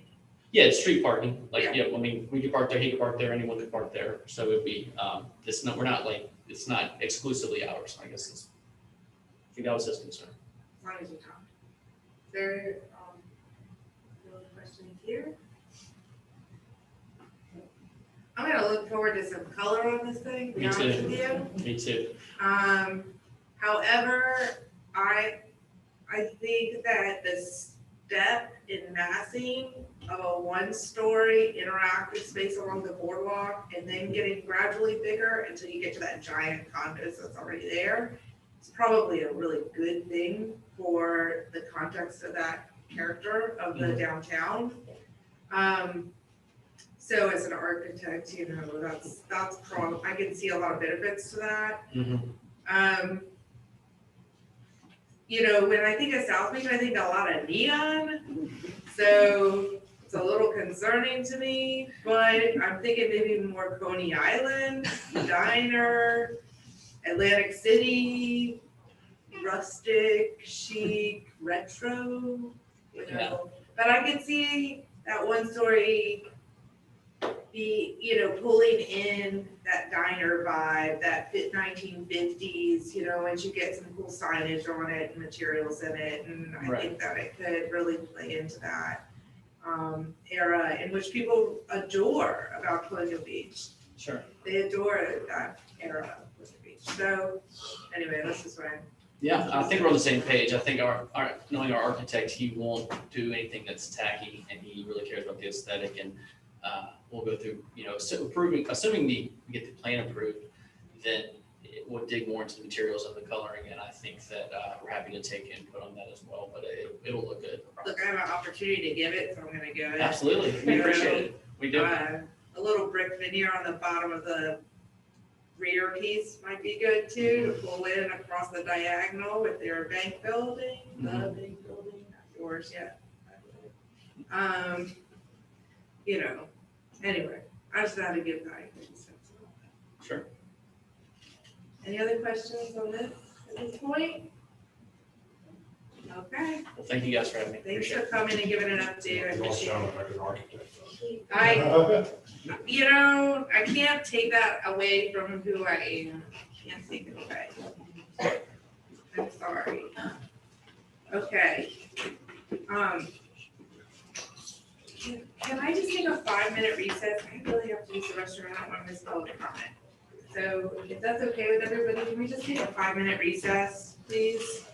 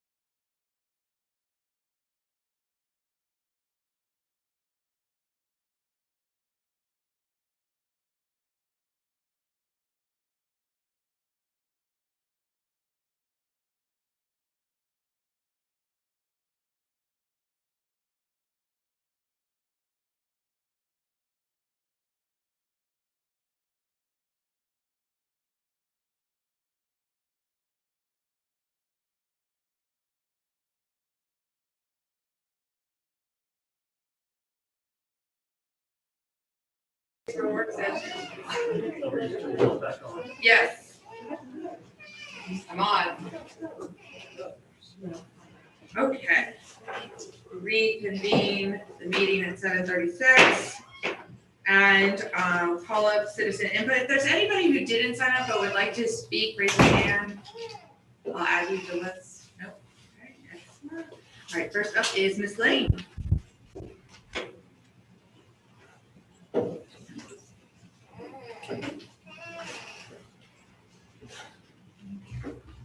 All right.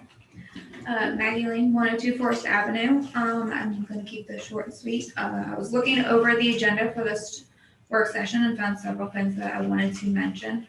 First and foremost, it seems very hypocritical that less than 6 months ago, this council took out a loan to pay for the jet truck when there were funds that could have paid for it. If council is so concerned with paying for CIP projects, then when did you take out a loan and now want even more money? Second, let me start by saying that I'm totally for the extension of Dwight Avenue to connect the number of streets to the meadows. However, during my previous employment with the town, I was personally involved with three real estate transactions that have since been left hanging in the air that could have paid for the Dwight Avenue project. And last but not least, I believe current leadership is related to individuals who bought the yacht club and current monies that the town is for the town and that created monies for the town in the first place and are now making decisions of how to spend it. And it seems like a conflict of interest to me, or at least creates a very bad optics. All right, that's it. Thank you. Ms. Reimer, who is via email.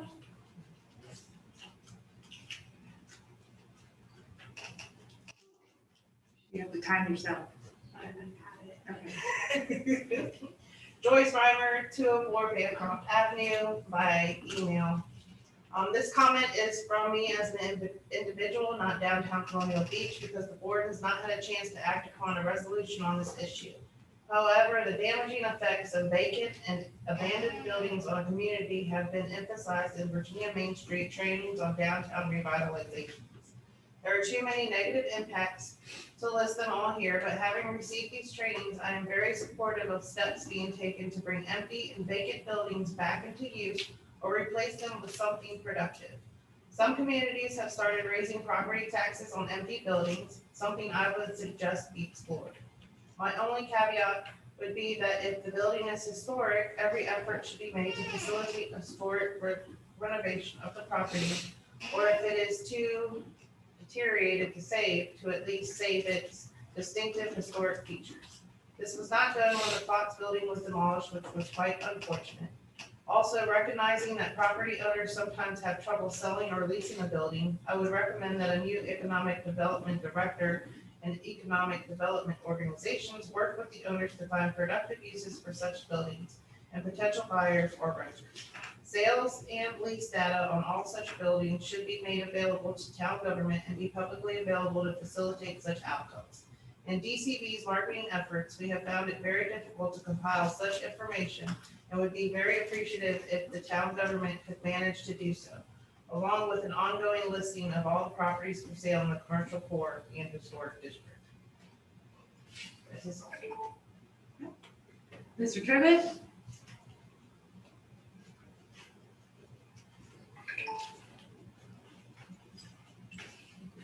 Good afternoon, Mayor, Town Council. First of all, I'd like to throw somebody's name in the hat for that superintendent position. Colonel Monicure has done a great job out there, and I would hope that he would consider taking over that position at James Monroe, because he would be well fitted for it, and he's a history buff. So you get my vote in support if you have any interest whatsoever. I attended an event at Whole Springs Farm today. I just wanted to let you know about that. It was alumni from Longwood University that donated 600 acres to Longwood there in Farmville.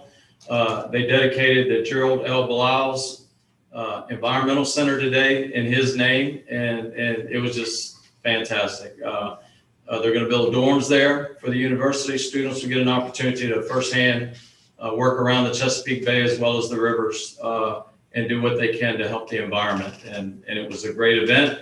The mayor couldn't attend with me today, but asked me to put in a good word that the governor come and visit our town.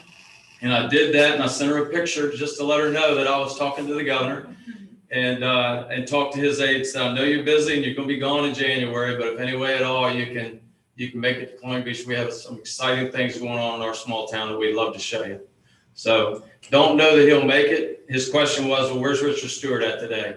And I said, well, I'm sure you probably know he's on the campaign trail with the next governor of Virginia. So, and he laughed and said, yeah, we'll see. But anyway, it was a good event, and I think it's going to be a great thing for our county. And the last thing I'd like to say is I've known Bruce Huff for a long time. I appreciate the work that he's done for this town. I knew him when he was an FBI agent. His demeanor is always the same. He never, as long as I've known him, he never gets excited about anything. He always seems to keep his exposure. He rarely smiles. So I'm trying to make him smile tonight. But Bruce, I'm going to miss you. I really thank you for your dedication. I know that when you put that uniform on, it had to be a rude awakening. A little bit different. We work in these kind of clothes in the field, and I know what you go through, and it is a big change for you. But I want you to understand that I think that you've done an outstanding job. I'm going to miss you. I think I'll still see you. You've always been professional, and I've always had such a great relationship with you.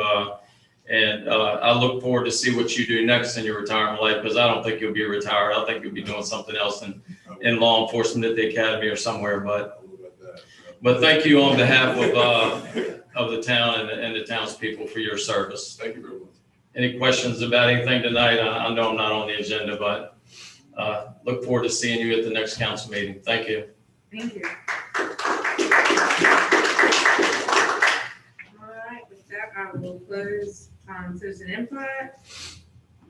We don't have any old business. On to new business. Before I move forward, will any of the comments that were addressed in, will you email Ms. Connor's comments so that I have exactly what was said in that as well? That staff look into anything and bring it to the next work session, if there's any follow-up on any of those items. In new business, we are starting off with resolution 4221. This is a series of 3 resolutions to remove dollar amounts and add percentages to our former, they're amending our former resolutions. JC, would you like to? Yep. Hello. Thank you all for having me. It's good to see you this evening. I'm here to clear up a procedural matter. So for the 2 TAP applications, as well as the revenue sharing for VDOT,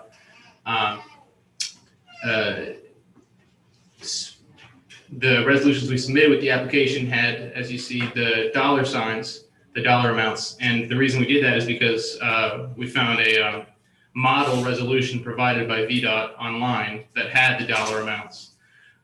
But in discussions with the VDOT folks from Fredericksburg, they said that they require only percentages and not the dollar amounts, just so that project costs can be accounted for and have the resolution still be relevant based on the percentage. So yeah, that's really the main issue, and that's why we have to change it. But we did submit the applications on time, all 3 of them. Well, the 3rd one's to be submitted this week for the revenue sharing. So we should be okay if these get amended. So, any questions?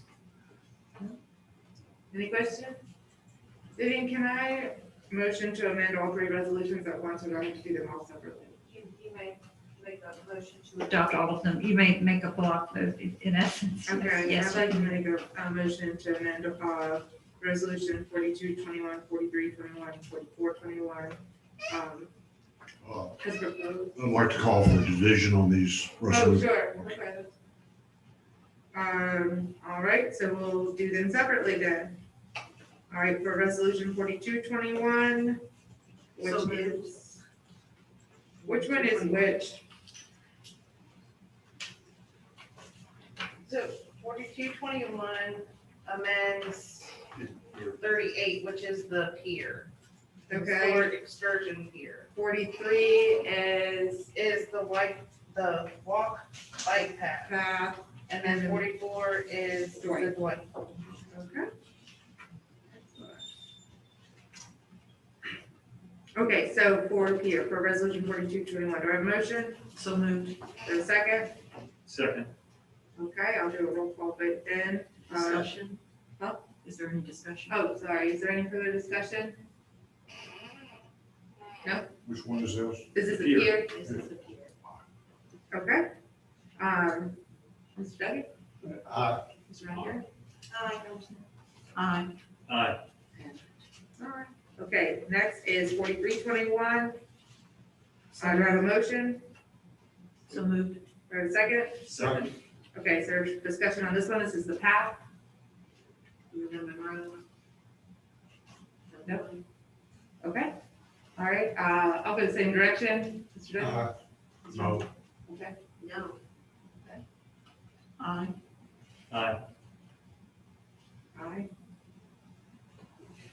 Okay, the next is the Dwight Avenue one. Resolution 4421, amending resolution 4121. Do you have a motion? So moved. Do you have a second? Second. Okay, is there any discussion on the Dwight Avenue one? No? Okay. Good. Aye. Aye. Aye. Aye.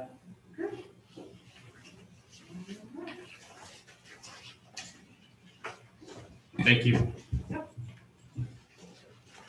Next is blight reduction with Ms. Easton.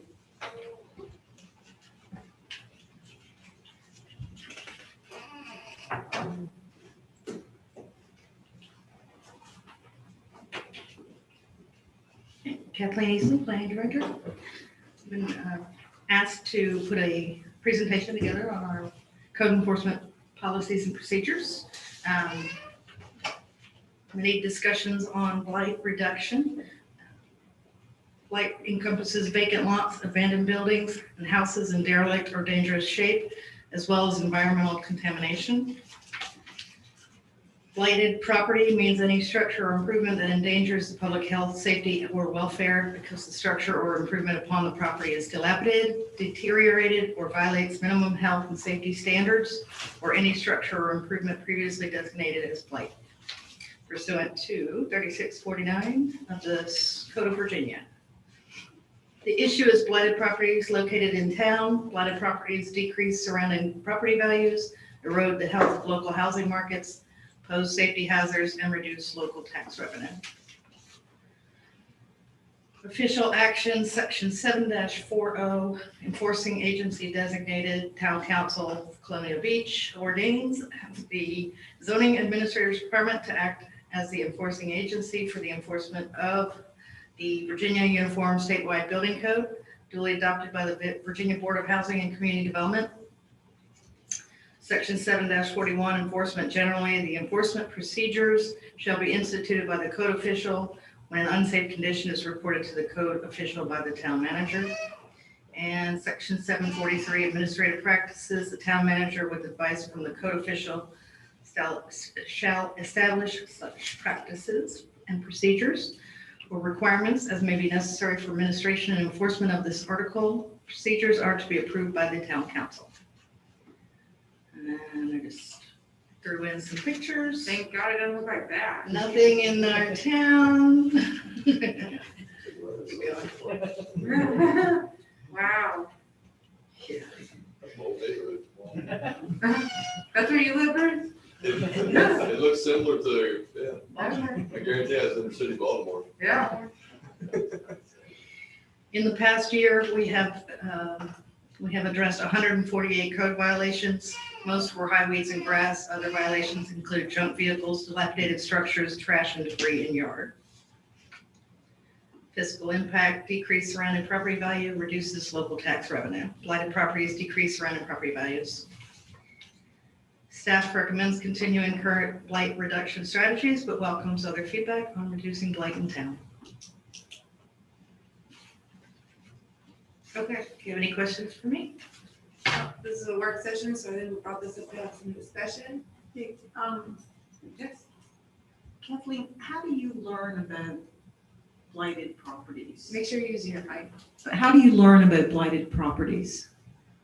We take input from citizens, residents, anybody that wants to call and say, can you check this property out? We have a code enforcement officer that goes out daily and looks for unsafe, blighted properties. Highways and grass is most of her summertime duties. Big problem. Are there any properties in town that, in your professional opinion, are close to, should be condemned if something isn't There are a done? couple. Mhm. Can And we have to rely on the county because we don't have a code official. So we have to ask the county to come out and take a look at it, which we have done, not in the past year, but just before Teresa Davis left, retired, she had one condemned and it was demolished. And are there services available if people are living in these houses? And I mean, are there services available that we can refer them to for help? Yeah, maybe social services or Department of Housing, Community Development might have some resources. Okay, thank you.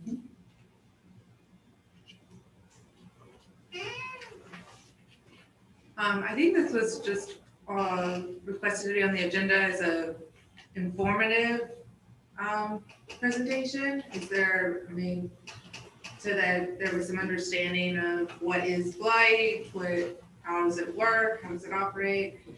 If there are instances of structures, I won't even say a house, but structures that are severely deteriorated, once it's brought to your attention, what's the next step on that? Code enforcement officer would go out, take a look, take pictures, contact the property owner, see if there's any renovations needed. And if they would actually voluntarily participate in fixing the place up. I know we worked on one that had a tenant. It was a rental house. And they brought back to our attention, you know, the living conditions and brought us inside the house. So we took pictures, contacted the property owner, and the property owner is now remodeling and renovating and fixing the problems.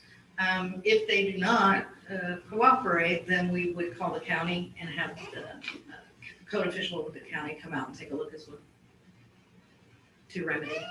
So code official, can they go inside the property? We were asked to come in by the tenant, so the tenant asked us to come in and take a look at the condition.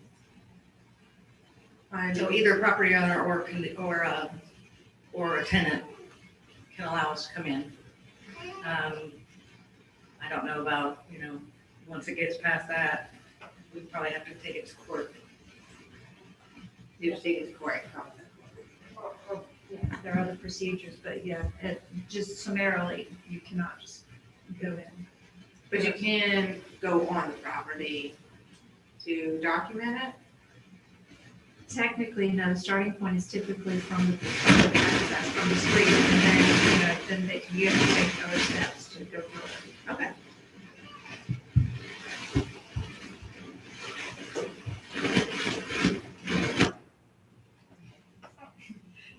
Any other, yes? If nobody else does, I have two more. Anybody else over here? No?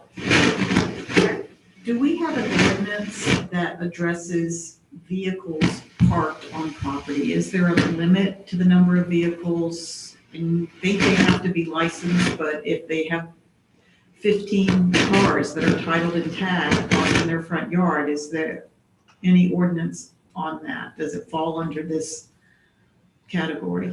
Not to my knowledge.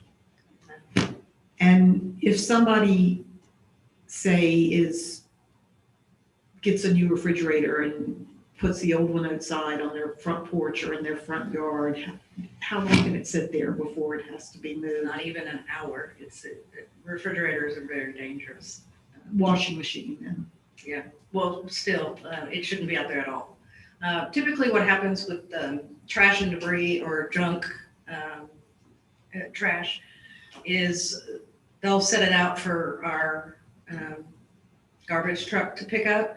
And when it's not something that they can pick up, like a refrigerator or a washing machine, then they'll take a picture of it and send it to code enforcement. And code enforcement will contact the property owner and state that they have to remove it themselves and take it to Westmoreland.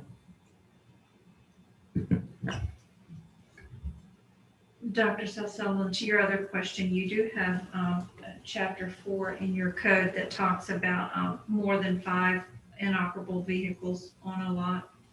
That constitutes a graveyard. There may be other provisions, but I know of this one. In fact, if you have more than 5, it looks like it's a class 1 misdemeanor. But that's inoperable, not functional. Incapable of being operated, yes. Okay. And which would not be economically practical to make operable. So if your battery's dead, that wouldn't quite throw you into this category. I have a somewhat unrelated question. It's really maybe for the chief and for you, but I have questions about enforcing on the vehicle kind of subject, the town sticker, if there is people that have their vehicles here and the rooms here, that they're not getting a town sticker. How's the enforcement on that? It's a wire somewhere? Yeah, like if somebody's like touching the wire with their foot or anything like that, is what makes it go. And I try to look to see, it didn't look like any wire loose, but that's what it was last time. I thought I was seeing. So I'm trying to be sure it's real. Yeah, no, I don't know if I think I'm touching the wire.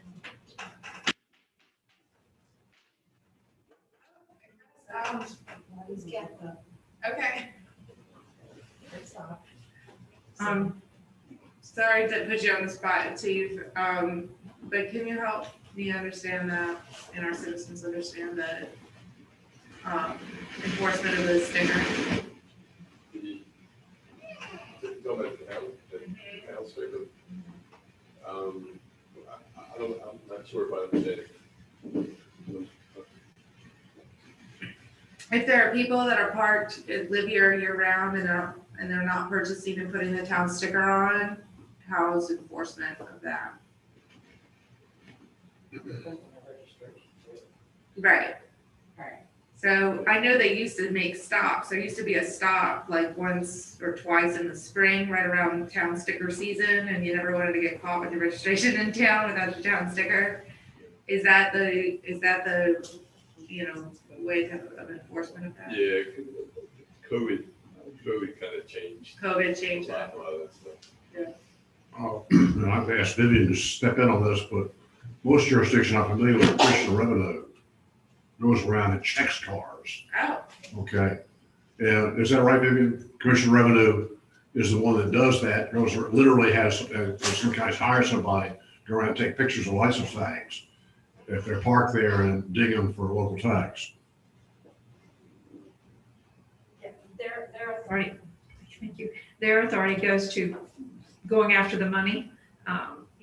As far as any penalty, like a citation or something that falls under a different code, but at least they go after the money, which is kind of the goal anyway.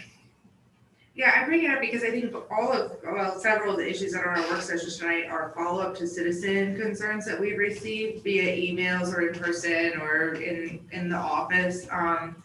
And so I'm just trying to get some of those questions answered in a public forum too. Is there a way to get a list from DMV of the vehicles that are registered in the town and cross that with our tags, with their town stickers? Yeah. Well, his point is, this is really a taxing issue, not a police issue. Right. No, I know. I think that's a very good point. And didn't know really who to direct the question to, and it wasn't particularly trying to point out a police issue, just, I think people expect that the police department has something to do with that because they used to do those traffic stops. And I think maybe that's where some of the confusion in that stems from. So just for kind of general knowledge of that, I think that it being the revenue piece or having somebody that enforces that revenue piece as part of the finance department, commissioner of revenue, that's the first time I've heard that. So I see two different issues. There are people that have their car registered here in town and just don't buy the sticker. And then are there other people that have their car registered in the county Or in Maryland. or in Maryland and live here full-time and never change their, so I see that as two separate revenue issues of enforcing that you buy the sticker if it's registered here, and if this is your primary residence, is your car supposed to be registered here? Yeah, and I think there's some loopholes. I mean, obviously there are several military members that live in our community that are allowed to have their vehicles registered. Military is exempt. Yeah. But yes, those are two separate issues. And I suspect in terms of DMV that we've got a 22443 zip code for both county and town.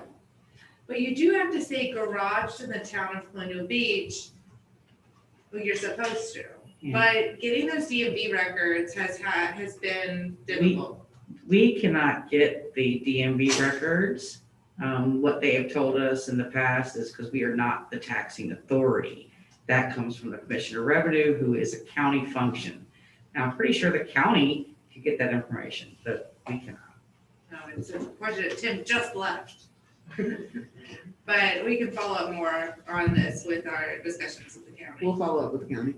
Yeah, appreciate it, thank you. Sorry to go a little bit down a tangent on that, it's just the derelict vehicle, thing kind of put that on my mind.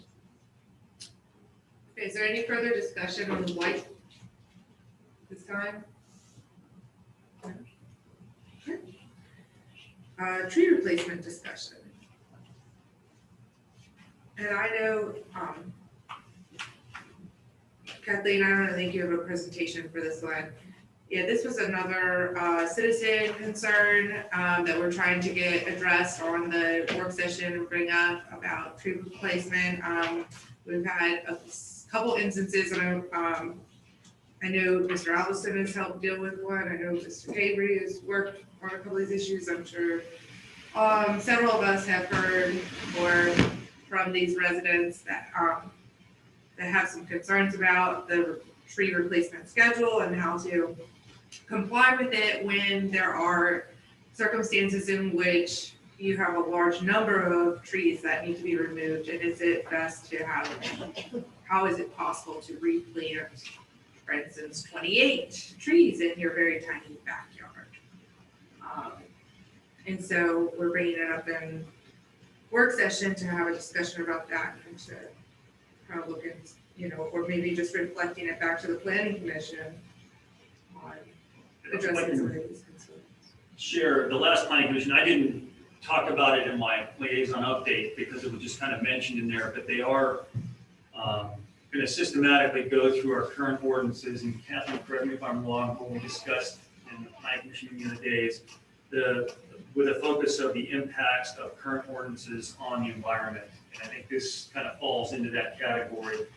And I know that it's been discussed, and I brought it up before too, in the fact that Charles County has a master tree plan as part of their comprehensive plan.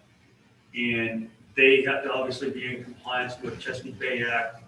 And one of the things that they've gone to is instead of a number for number replacement, they would calculate out the canopy of a tree at 20 years and look at percentage of covering over a given lot as being kind of the litmus test of are you replacing the right types of trees with the right amount? Because in some cases, when you have a piece of property, you've taken 6 trees down, by our ordinance, by the book, that's 12 trees you got to put in. when they achieve full canopy, there's no way 12 trees would successfully live on a lot that's potentially the small size that we have here.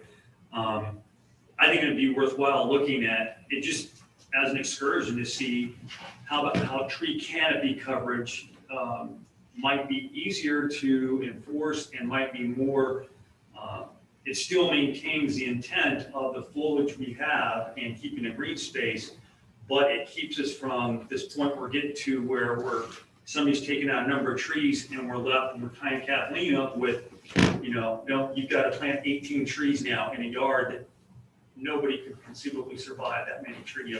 Those trees can't survive into that's going to be that big eventually. So I think it's just a thought to look at is that there are other ways that we can look at canopy coverage and still be in compliance with Chesapeake Bay. And just as I look at it. Yeah, and I know other citizens that have brought up some alternative suggestions as well, and I know some of that has been talked through at the planning commission. It's really at that level that this ordinance gets the discussion first, and I think part of it with addressing the citizens' concerns is to get them engaged in the planning commission discussion so that the commission also understands the situation, the instances in which this comes up. It just seems to be frequent also. And so I think when you have an ordinance that is maybe not functioning, is because you can tell it's not functioning because you get a lot of, repeated concerns about how they can't comply, or what a hardship it is to comply, or how it doesn't make sense to comply, so. I know that, this is much like we talk about the planning commission looking at short-term rentals. It's got to be something from the council that's addressed as, we think it's a priority. And, by myself as a liaison, I certainly don't have the authority to set agendas for the planning commission. And maybe not for today to decide this, but it's something that we as a council need to take on to say, if we want the planning commission to put the energy and effort into looking at potential alternatives in the ordinance that we currently have for that. Yeah, yes, Dr. Sullivan. Is there any discretion left up to the zoning administrator in making these decisions, or is it a by the book? If you take down 12 trees, you got to plant 24. They got to be this big. And I know shrubs, you can plant three shrubs for one tree as an alternative, but is there any discretion built in, or is it by the book? There is a little, and only, I'm trying to find it, it's in chapter 22. It says something about if there's no room on the lot, then alternatives can be approved by planning director. I believe it's what it says. So they could plant trees on public property or something?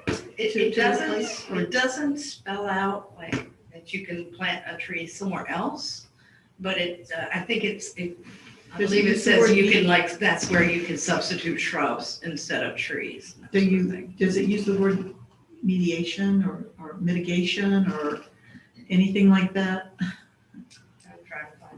So you had that discussion on the planning commission at one time about whether or not it would be feasible to say, okay, I need to put up 12 trees. I can only get 6 on my property. Could I put 6 more somewhere else in the town? And what it was determined was where you put it, if somebody's going to nurture, feed, and care for it over those 2 years till it gets established. Who has the responsibility? It's still that homeowner. So if that homeowner has it at somebody else's house, puts it in a park, how are we able to maintain them? And if the tree doesn't grow, do we go back to that homeowner and say, well, your tree didn't live 3 blocks away, so now you owe us 2 more trees or whatever.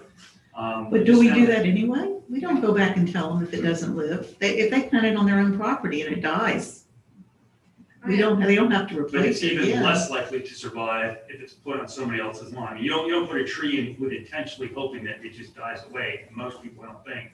What I'm saying is it becomes more problematic if you say, I go take my tree and I planted it at your house, but you moved this year, and somebody else comes in and goes, it's not the tree I wanted. it's not of the right height, so we take it away. Now we just defeat the purpose of the whole thing. I guess the people I've been talking to would gladly plant and take care of a tree to get it to, but usually takes a year for a tree to get established, a full cycle of the season. And some of the people that I've talked to about that, gladly, if I can go plant a tree in a park that needs a tree, I'll take care of it, so. Love all those good Samaritans out there. Other codes, I want to go back before we go on. Other codes around do not just look at 2-for-1. They do not just look at that, and they do look at the canopy, just as a. Yeah, Mike Cape over there Charles said. is, right? Did you And, mention and that? even other agencies and regulatory agencies within the state of Virginia, other than just Chesapeake Bay Act, your stormwater division of DEQ also looks at canopy too. So I believe that that's maybe we're looking, to the letter of the law, maybe it's a combination. Now, as far as stormwater management, we've been talking about getting a stormwater management plan together. I would suggest that some of that should be, delegated in our stormwater management plan when it's developed, and I would think that it should be done by a professional agency. But perhaps that would be the time to really look at this and pluck this apart, and look at our different options in changing our ordinance. I think one of the other alternatives I heard of too was also like a tree fund. Like part of the mitigating factor would be if you are to the point where in which you have planted as many shrubs and plants as you could do on your property, and you still needed to comply, that you would, that there was some sort of dedicated fund that went towards stormwater mitigation or other things like that. I'm not And your root saying that balls- that's the solution or any of this is the solution. I'm just, the reason it falls into your stormwater management area too is because the root ball is what absorbs the water. And the root ball typically is the size of your canopy. So it's not just necessarily that the tree is jammed up next to each other. You put three with, 3 or 2 in place of 1. So I really think that we should look at this as we're doing the stormwater management plan, and we should have our input. I agree, Rob, the stormwater management plan should inform it, but I'm not sure that we start pulling tree coverage requirements into a whole separate plan when we have an ordinance set up for it. But it should inform it. I do believe that should be something that's informative. And it should help with whatever change we have, if we have a change in our ordinance. Because at that point, it's following, our ordinance should follow best stormwater management practice. Yes. In my opinion.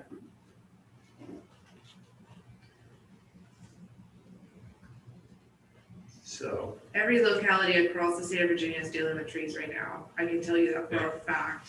It is a lot of. Especially, it seems more, apparently out in the counties, it's a little more lenient. Maybe a lot more, because of the urban development, like in our small spaces. Well, it's the fact that our entire town is in the resource management area. Correct. Yeah. So any tree that comes down that's over 6-inch caliber has to be replaced. Yeah. And the county doesn't have what we have. Right, yeah, no, they don't have to do They it. do. It's just not in its confined much. space, but they do. There's a lot of waterfront around Westmoreland County. Yes, And the planning throughout commission will look at potential alternatives to it, maybe not try to adopt it, but start to develop at least a couple alternatives to what we have. So that when we do go into the stormwater development, then we can refine that. But at least have a start point in the planning commission looking at it. What other alternatives do we have that are realistic and in compliance with state, Chesapeake Bay Act, anything else that is germane to it? Sure. I mean, I'm for kind of, directing the planning commission to look further into this. Also, I would like to give these citizens a path forward for them to come to a planning commission meeting and to talk about their situations. I don't think that you really care about this situation until all of a sudden you're in a position where it doesn't make any sense to you, and then all of a sudden it's just like, why is this? So, I think they should speak for themselves than even, myself speak for them, because I'm not in this position. I'm not cutting down a tree, so I don't have this problem right this minute. So, I think that would be a good way. Part of this is just trying to get the citizen input that we get and get feedback and a way forward on some of these issues. We can ask the planning commission, adapt an agenda item for this in an upcoming planning commission meeting, then you have plenty of time to announce it and have citizen input. Do you want consensus on that? I would like, again, I'm a liaison, I'm not an authoritative figure for it, so I think having consensus from the council would be good, at least to give them some direction on what to work towards. How do we feel down here? I guess you guys are having a little more fun down there. I don't know. Consensus. You do have consensus? Yes. Okay, looks like there's consensus. Okay. All right. Next up, reserve account. It says the yacht club money on it. I guess maybe I should just be very extremely clear on this. The fund, I don't personally benefit from the fund. I don't have anything to do with the fund. The yacht club money was money that was purchase of municipal property when I was born. Okay, I have nothing to do with this. I have no stake in the Colonial Beach Yacht Center. I have no financial gain, no loss. I am not associated with it, other than the fact that I know, obviously, I have relatives that do, but personally, zippo. Okay, so I think sometimes that's clear to people, maybe assume there's some other thing there. There is not. So first, I just want to make that clear. Also, I'm happy to abstain from anything to do with this fund entirely. Doesn't bother me a bit. So part of what this presentation is because this money has been sitting in an account for a very long time, and I want to know why. I want to know where it is. I want to know if it's making the best investment for the town possible. And I think those are valid questions as a concerned citizen. And I think many of our citizens may be concerned about where the savings account is doing, and if indeed it is the best place for it. That was the position. No personal, honestly, nothing wrong. Sorry that Ms. Lane left before I had an opportunity to extremely clarify that. It's unfortunate that that would be suggested by your mayor or other mayor or anybody on council. I expect full professionalism up here, and if there is anything, any agenda item in which there would be a conflict, that would be obviously stated and adhered to, the rules that we have set forth in our bylaws. Madam Mayor? Yeah. Would this be a good opportunity for our attorney to just briefly tell us what constitutes a conflict of interest? That she did some stuff in training for us, but I'm not sure the public realizes what constitutes a conflict of interest. No, I don't think so, because Ms. Lane has left, and I think that was her personal public comment, but I just wanted to make sure there wasn't any. But at a future date, we can ask her to do that at a future date. I don't want to get too off topic on it. I'm going to stay specifically to the purpose. Okay. Okay, with that being said, Ms. Oates, please read us. Thank you. The presentation today is really just to open a discussion between staff and council on what to do with these yacht club money, also known as the reserve fund. So I want to give you a little bit of a background. The yacht club was sold in 1988. The property came to the town in 1882. It was deeded by Henry Kintz. And when they sold it, it was sold for a little over $1 million. The proceeds were initially invested, and in May of 1990, Town Council adopted an ordinance 284, investment of the yacht club funds. They amended the town code to include section 280, investment of Bay Yacht Center proceeds. Under the ordinance, the money could not be spent without a 2/3 majority of council. And over the years, these funds have been spent by various councils for various things.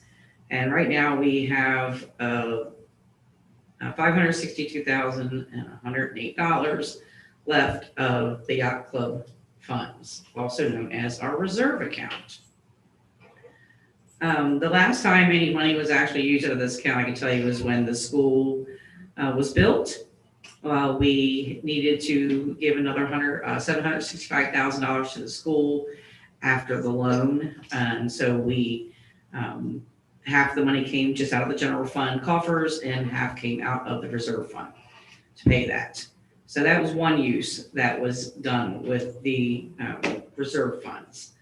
Right now, our issues are we have CIP items that have no funding. We have various grants that are requiring a local match that we have not identified any funds to match these grants. So right now it's the money is just sitting in a savings account, and with interest rates have dropped horrendously since COVID, it is making pennies. So our alternatives are just leave the funds where they're at, making little interest, or we can decide to find a more profitable investment for the money. And one of the reasons we hired Davenport was to discuss these options. Or we can use the funds to complete some of the items on that CIP list to actually give them funding. Right now, this is just an informational briefing where we have no fiscal impact at this time. So we've had discussions in the past regarding finding funding for CIP. We've had discussions on how we're going to make the local matches on these grants that we are applying for. So staff would recommend that the council allocates these yacht club money funds into the CIP to complete some of these projects that we've been waiting on. I'm gonna open up for discussion. I'm gonna start on this side. Mr. Moncur. I am particularly concerned, as this evening we just preliminarily allocated $1 million in grants. And I'm looking at India, I don't think we have gotten a handle on how we budget these monies yet. And at this point, until we get and the other problem is JC is getting to be very successful at this. And if he continues to be successful, this is going to be a bigger and bigger item. And until we get a handle on how we match these grants as a budgetary matter, I'd be reluctant to spend any money.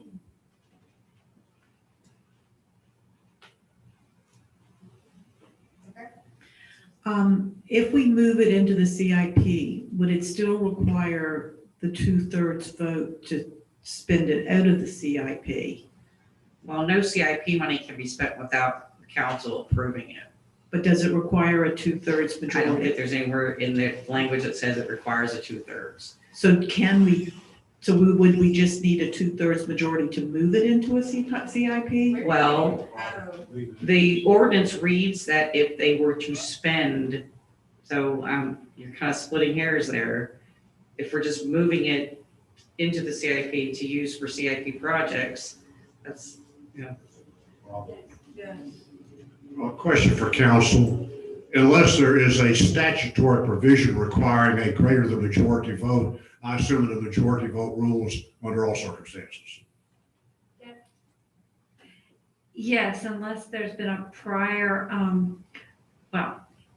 even if a prior council or there's been a prior vote to restrict, require a majority, a 2/3 majority for spending funds. If it's just a policy, that can be changed at any time. So if it is in fact an ordinance, it may be a little bit different, but regardless of the process to get there, you could still change it. So you could still get to the point where it would not require 2/3. So that may be a starting point, but you can get around that But anything that does, just to clarify, the expenditure of this on CIP projects, even when you move the monies into a CIP fund, council still has to approve expenditures, and the council should be approving all bills and payments and checks and everything. So follow-up question, how much money do we have in our CIP? And did we at one time have more that got spent for something it shouldn't have, or is that my imagination and dream? I'll have to get back to you on exactly how much is sitting in the CIP at this moment. I don't have those figures in front of me. And whether it was spent on something it shouldn't have, I have no knowledge of that either. It may have before my time, before I was involved in any spending of the CIP. I do want to point out another thing though regarding ordinance, like try changing these things. If council wants to move this into the CIP to use for projects that we have now with no funding, we would have to change or actually get rid of this ordinance, because the ordinance states that this money can be spent by 2/3 council vote. So the ordinance would have to go away in order for you to move this money into the CIP. That's my take on it. Maybe you can correct me if. Okay. I just haven't seen the ordinance. I would just need to sort of see it. I mean, I'm kind of with Tom. I don't think that it's, I think there's a budget process that, we are still getting a handle on. It's gotten better and better. I've seen it get better and better. I've seen the, process become more accurate. I have also seen there be an excess in revenue now 2 years in a row. I am expecting and hoping to continue that process as we move forward and to be managing in that fashion. But one of the parts of the budget process that I'm most looking forward to is having a line item of unassigned funds that then replenishes the CIP and goes into that fund. And I would like to see what options there are for investment in this that is not pennies, just so that I can see all of those pieces. And I think we have we have these ARPA funds, which I know are, we're focused on infrastructure, and some of the larger grants are infrastructure based, but there's also those ARPA funds we're going to want to stretch as far as humanly possible. We're going to be applying for grants, and those are going to be matches, especially with stormwater and infrastructure, because those are so closely related to the exact use of what the funds are supposed to be for. So I'm looking forward to how far we're going to stretch that money in matching some of, when you say there's no plan to match, I think some of the big things that we're about to go after, we have kind of given some credibility that we're going to match those with ARPA funds for the infrastructure needs. And I do want to go after, the big projects. I understand, but JC's been on board a month and we're already $1 million. Well, Tam's already $1 We million. don't have it yet, Tom. One month and $1 million. In fact, if he keeps that up, we could be in real trouble. Yeah. One thing I've learned from writing a lot of grants is that you write a lot of grants. You don't be shocked if we don't get a lot of the grants we write. Yeah. So writing the grant is very different from committing the money. Also, the commitment for these things is over a period of years. It's not like there's $1 million due in 2021 or fiscal year 2022, and those things are going to take more. I know my qualification was preliminary, but. I understand, yes. Just to clarify, Lisa, you referred to this as a reserve fund. We have other reserves too. This is our only reserves that we're proposing that we move over to CIP. The last few years, we've developed other reserves. And we have cash in the bank that is not earmarked. Because it's not, we always have cash in the bank. And one of the things that, we talked about investing. What other investment options? That is one of the things that we have contracted with Davenport to do. Like I said, this is first to open the discussion, and we'll go by whatever guidance you want to give us on what we want to do with this. Yeah, it was a recommendation that we take care of some of these CIP projects. I would like to see our financial advisor's recommendation on the best use of this money. I mean, obviously, we trust you so with what you're doing to execute these funds that we have. But understanding where this goes, are there certain things that maintaining a reserve gives us a leg up in other areas in terms of having available money? That I know one time I heard discussion, and it may be just my second, third hand knowledge of it, that there are certain projects VDOT won't do unless we have a reserve available. And so knowing of the reserves we have and where this one falls in, but having this financial advisor be able to explain to us, this is good to keep here, you should invest this here, and then see where it falls out to see, okay, what is the stuff that we think we need to tackle the CIP with? But I would like to get a professional's outside opinion on this before we give direction on it.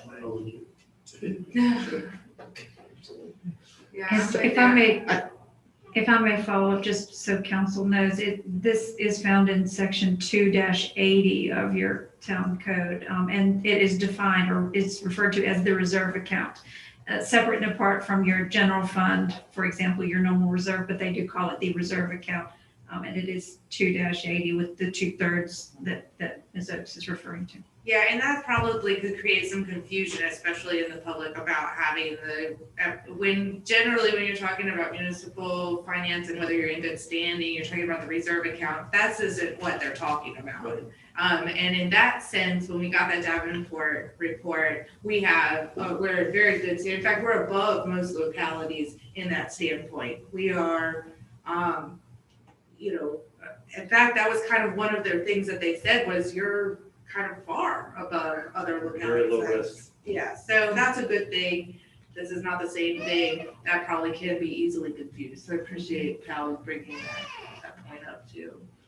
So for the record, we will bring back our financial advisor's recommendation, but as it relates to the grant, Mr. Moncare's comment, one of the reasons that we have JC on board and working through these grants and bringing our new grants process to the table is in order to have council to weigh in on the grants that we're pursuing prior to going after them, so that we know if there's a financial match and we know if that grant comes back before we bring that resolution to you to accept it, that we will identify where those monies come from. And so that we can begin to prioritize our wants versus our needs and have that align with our CIP and all these various funding mechanisms that are coming forward at this point. So we are tracking that. Granted, I've been here 5 months, but it is on my list of things to do through this CIP process and our upcoming budget. Yes.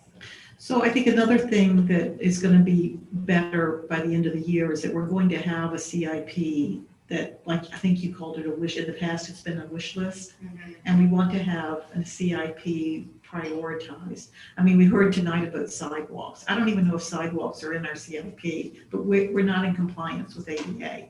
And so that should be something that's in our CIP, things that get us in compliance so that we can, because you can't get grants for things if you're not in compliance with the regulations that exist for municipalities.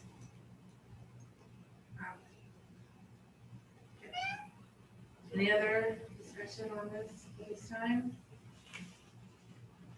Okay, so I think you guys have some more homework to do, is what it sounded like to me on that discussion. So we'll get with Davenport and get something back to you guys. Next up is legislative agenda discussion with our town manager.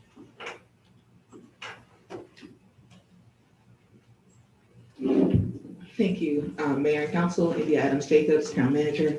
I just wanted to walk you through a brief legislative agenda discussion this afternoon as we are working towards strengthening our community partnerships and our partners with our government relations teams and our folks at the state and the federal level. Wanted to just talk a little bit about what the town's specific priorities are and interests are as we move ahead prior to the General Assembly session coming up in December. So first, just some background for our residents watching on YouTube, on Facebook. Taking a look at our federal delegation, Congressman Whitman, who was mentioned earlier, who was out at the James Monroe birthplace grand opening this weekend. It was great to see him in town and in the county. Senator Mark Warner is our senator, as well as Senator Tim Kaine. Moving on to our state delegation. We are in the 99th district. Delegate Margaret Ranson is our delegate, and Senator Richard Stewart represents the 28th district. Moving on to the next one. I've listed 4 proposed legislative items for us to take a look at this coming session. I wanted to keep it pretty broad so that we can potentially nail down some specific opportunities today. I know, Mayor, you attended VML and you have a very lengthy list of some VML priorities, having worked in other localities on legislative agenda items moving forward. I've seen localities either adopt full slate, what VML has, parse out some things that you may not agree with, that you may not want to support in lockstep with them. But these 4, as it relates to infrastructure, resiliency and sustainability through some of the work with RAF, the James Monroe Birthplace Historical Trail Connection, and as well as the town pier replacement. Through the council retreat and various items in the council priorities that list that you all created earlier in the year, I pulled out these 4 specifically as they aligned with some of those areas from the priorities in that retreat. That might be potential areas that we would want to start for our legislative agenda, and then be able to have a packet ready to go forward ahead of the General Assembly, and as well as working with our congressmen and our state senators as well. So I'll open it up for any discussion. This is timely because I do have that mayor's roundtable with Whitman in a week.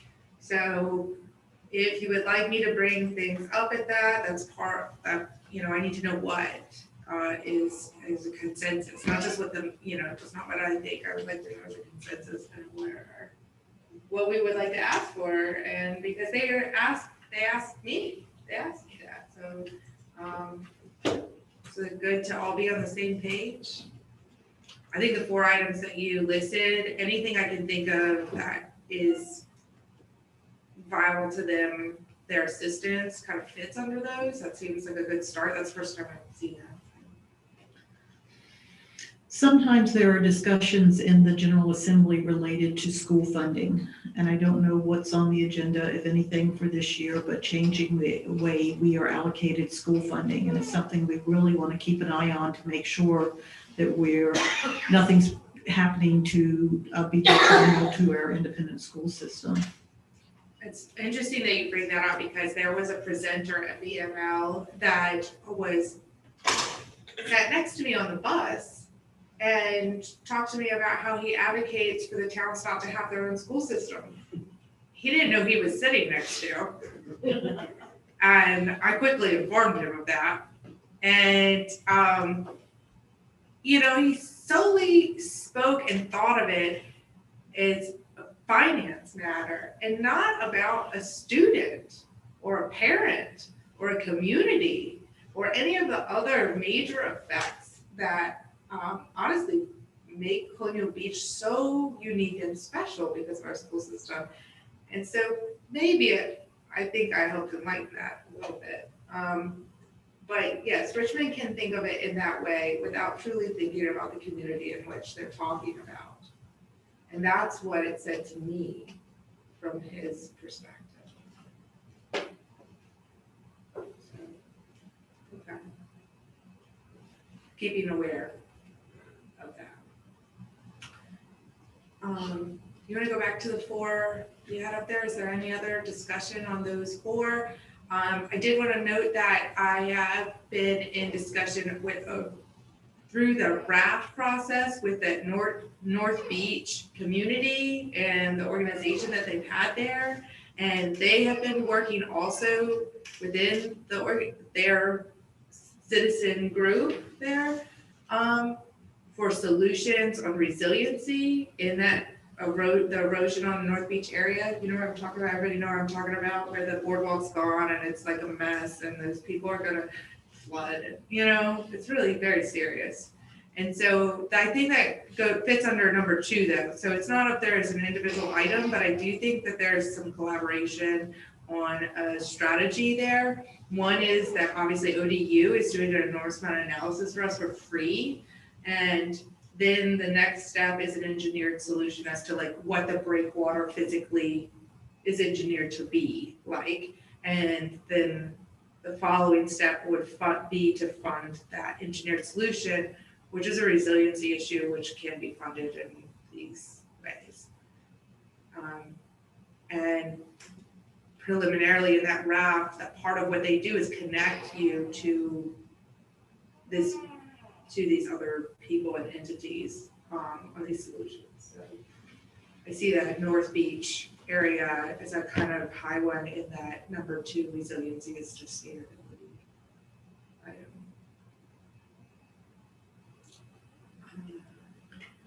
Will it require to be kind of expanded out a little bit more, so under infrastructure would be, how much more detail do we need to put in there to describe infrastructure? Or the impact of the board? Based on my experience, you're most successful when you have a specific project and a specific ask with a specific dollar amount.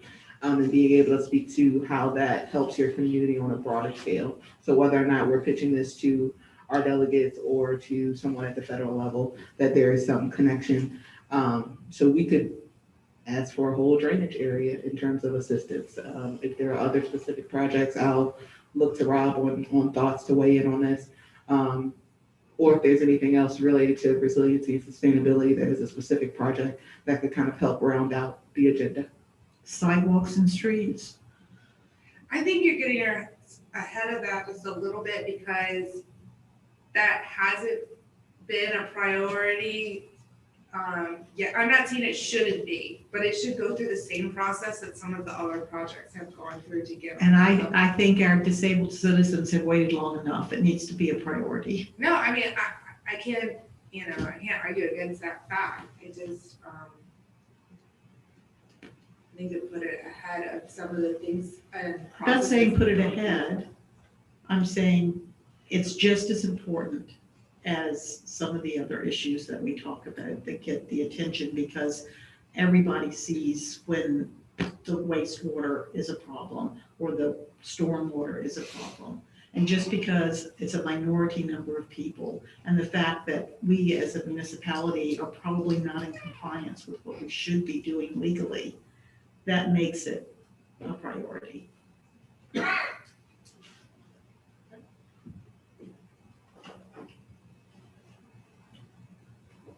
Just real quick on the James Romero Trail Historic, I want to get the county and on that, considering where it is.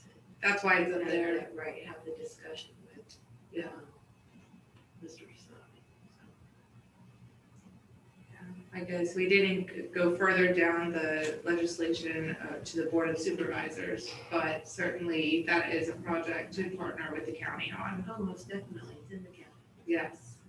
You're gonna go with me to I'll gladly Madras go. and I'll gladly go. fantastic. I don't mind that at all. Yeah, I absolutely could agree with you more that grant, I mean, it's an 80-20 match and that's fantastic to have 80% of a project. Sure. But I think the county needs to be a very equal or better partner than the county then. I think Mr. Whitman would agree from his remarks at the ceremony. I'm looking at Tom because he was back. Oh, so scared everybody was here. So, okay. You think you can, yeah, we can work on that one? Okay. Infrastructure, as far as clarifying that, I think we all know we're talking about stormwater and we're talking about sewer line replacement. That's pretty clear. Huh? Yes. Yeah, and any water line replacement also can be in there. I know water and sewer end up in separate funds, so they end up being talked about separately. Our water infrastructure is in a much better place than our sewer infrastructure is, so we should always be. It is, it Yeah, is, they for do. the most part, we know we have small areas that have to go back in, but I think that all in all, your wastewater and your stormwater are in more dire need, let's put it that way. So. Yeah. So, there, you may see some of the water systems coming up over, in small pieces, but over the next year, coming to you just as we identify areas that are still in need beyond what we've done already, and you'll see it projected out. But I do believe those two areas, inflow and infiltration, is certainly big. And your stormwater will be right alongside with another. Fix one, you see more of the other.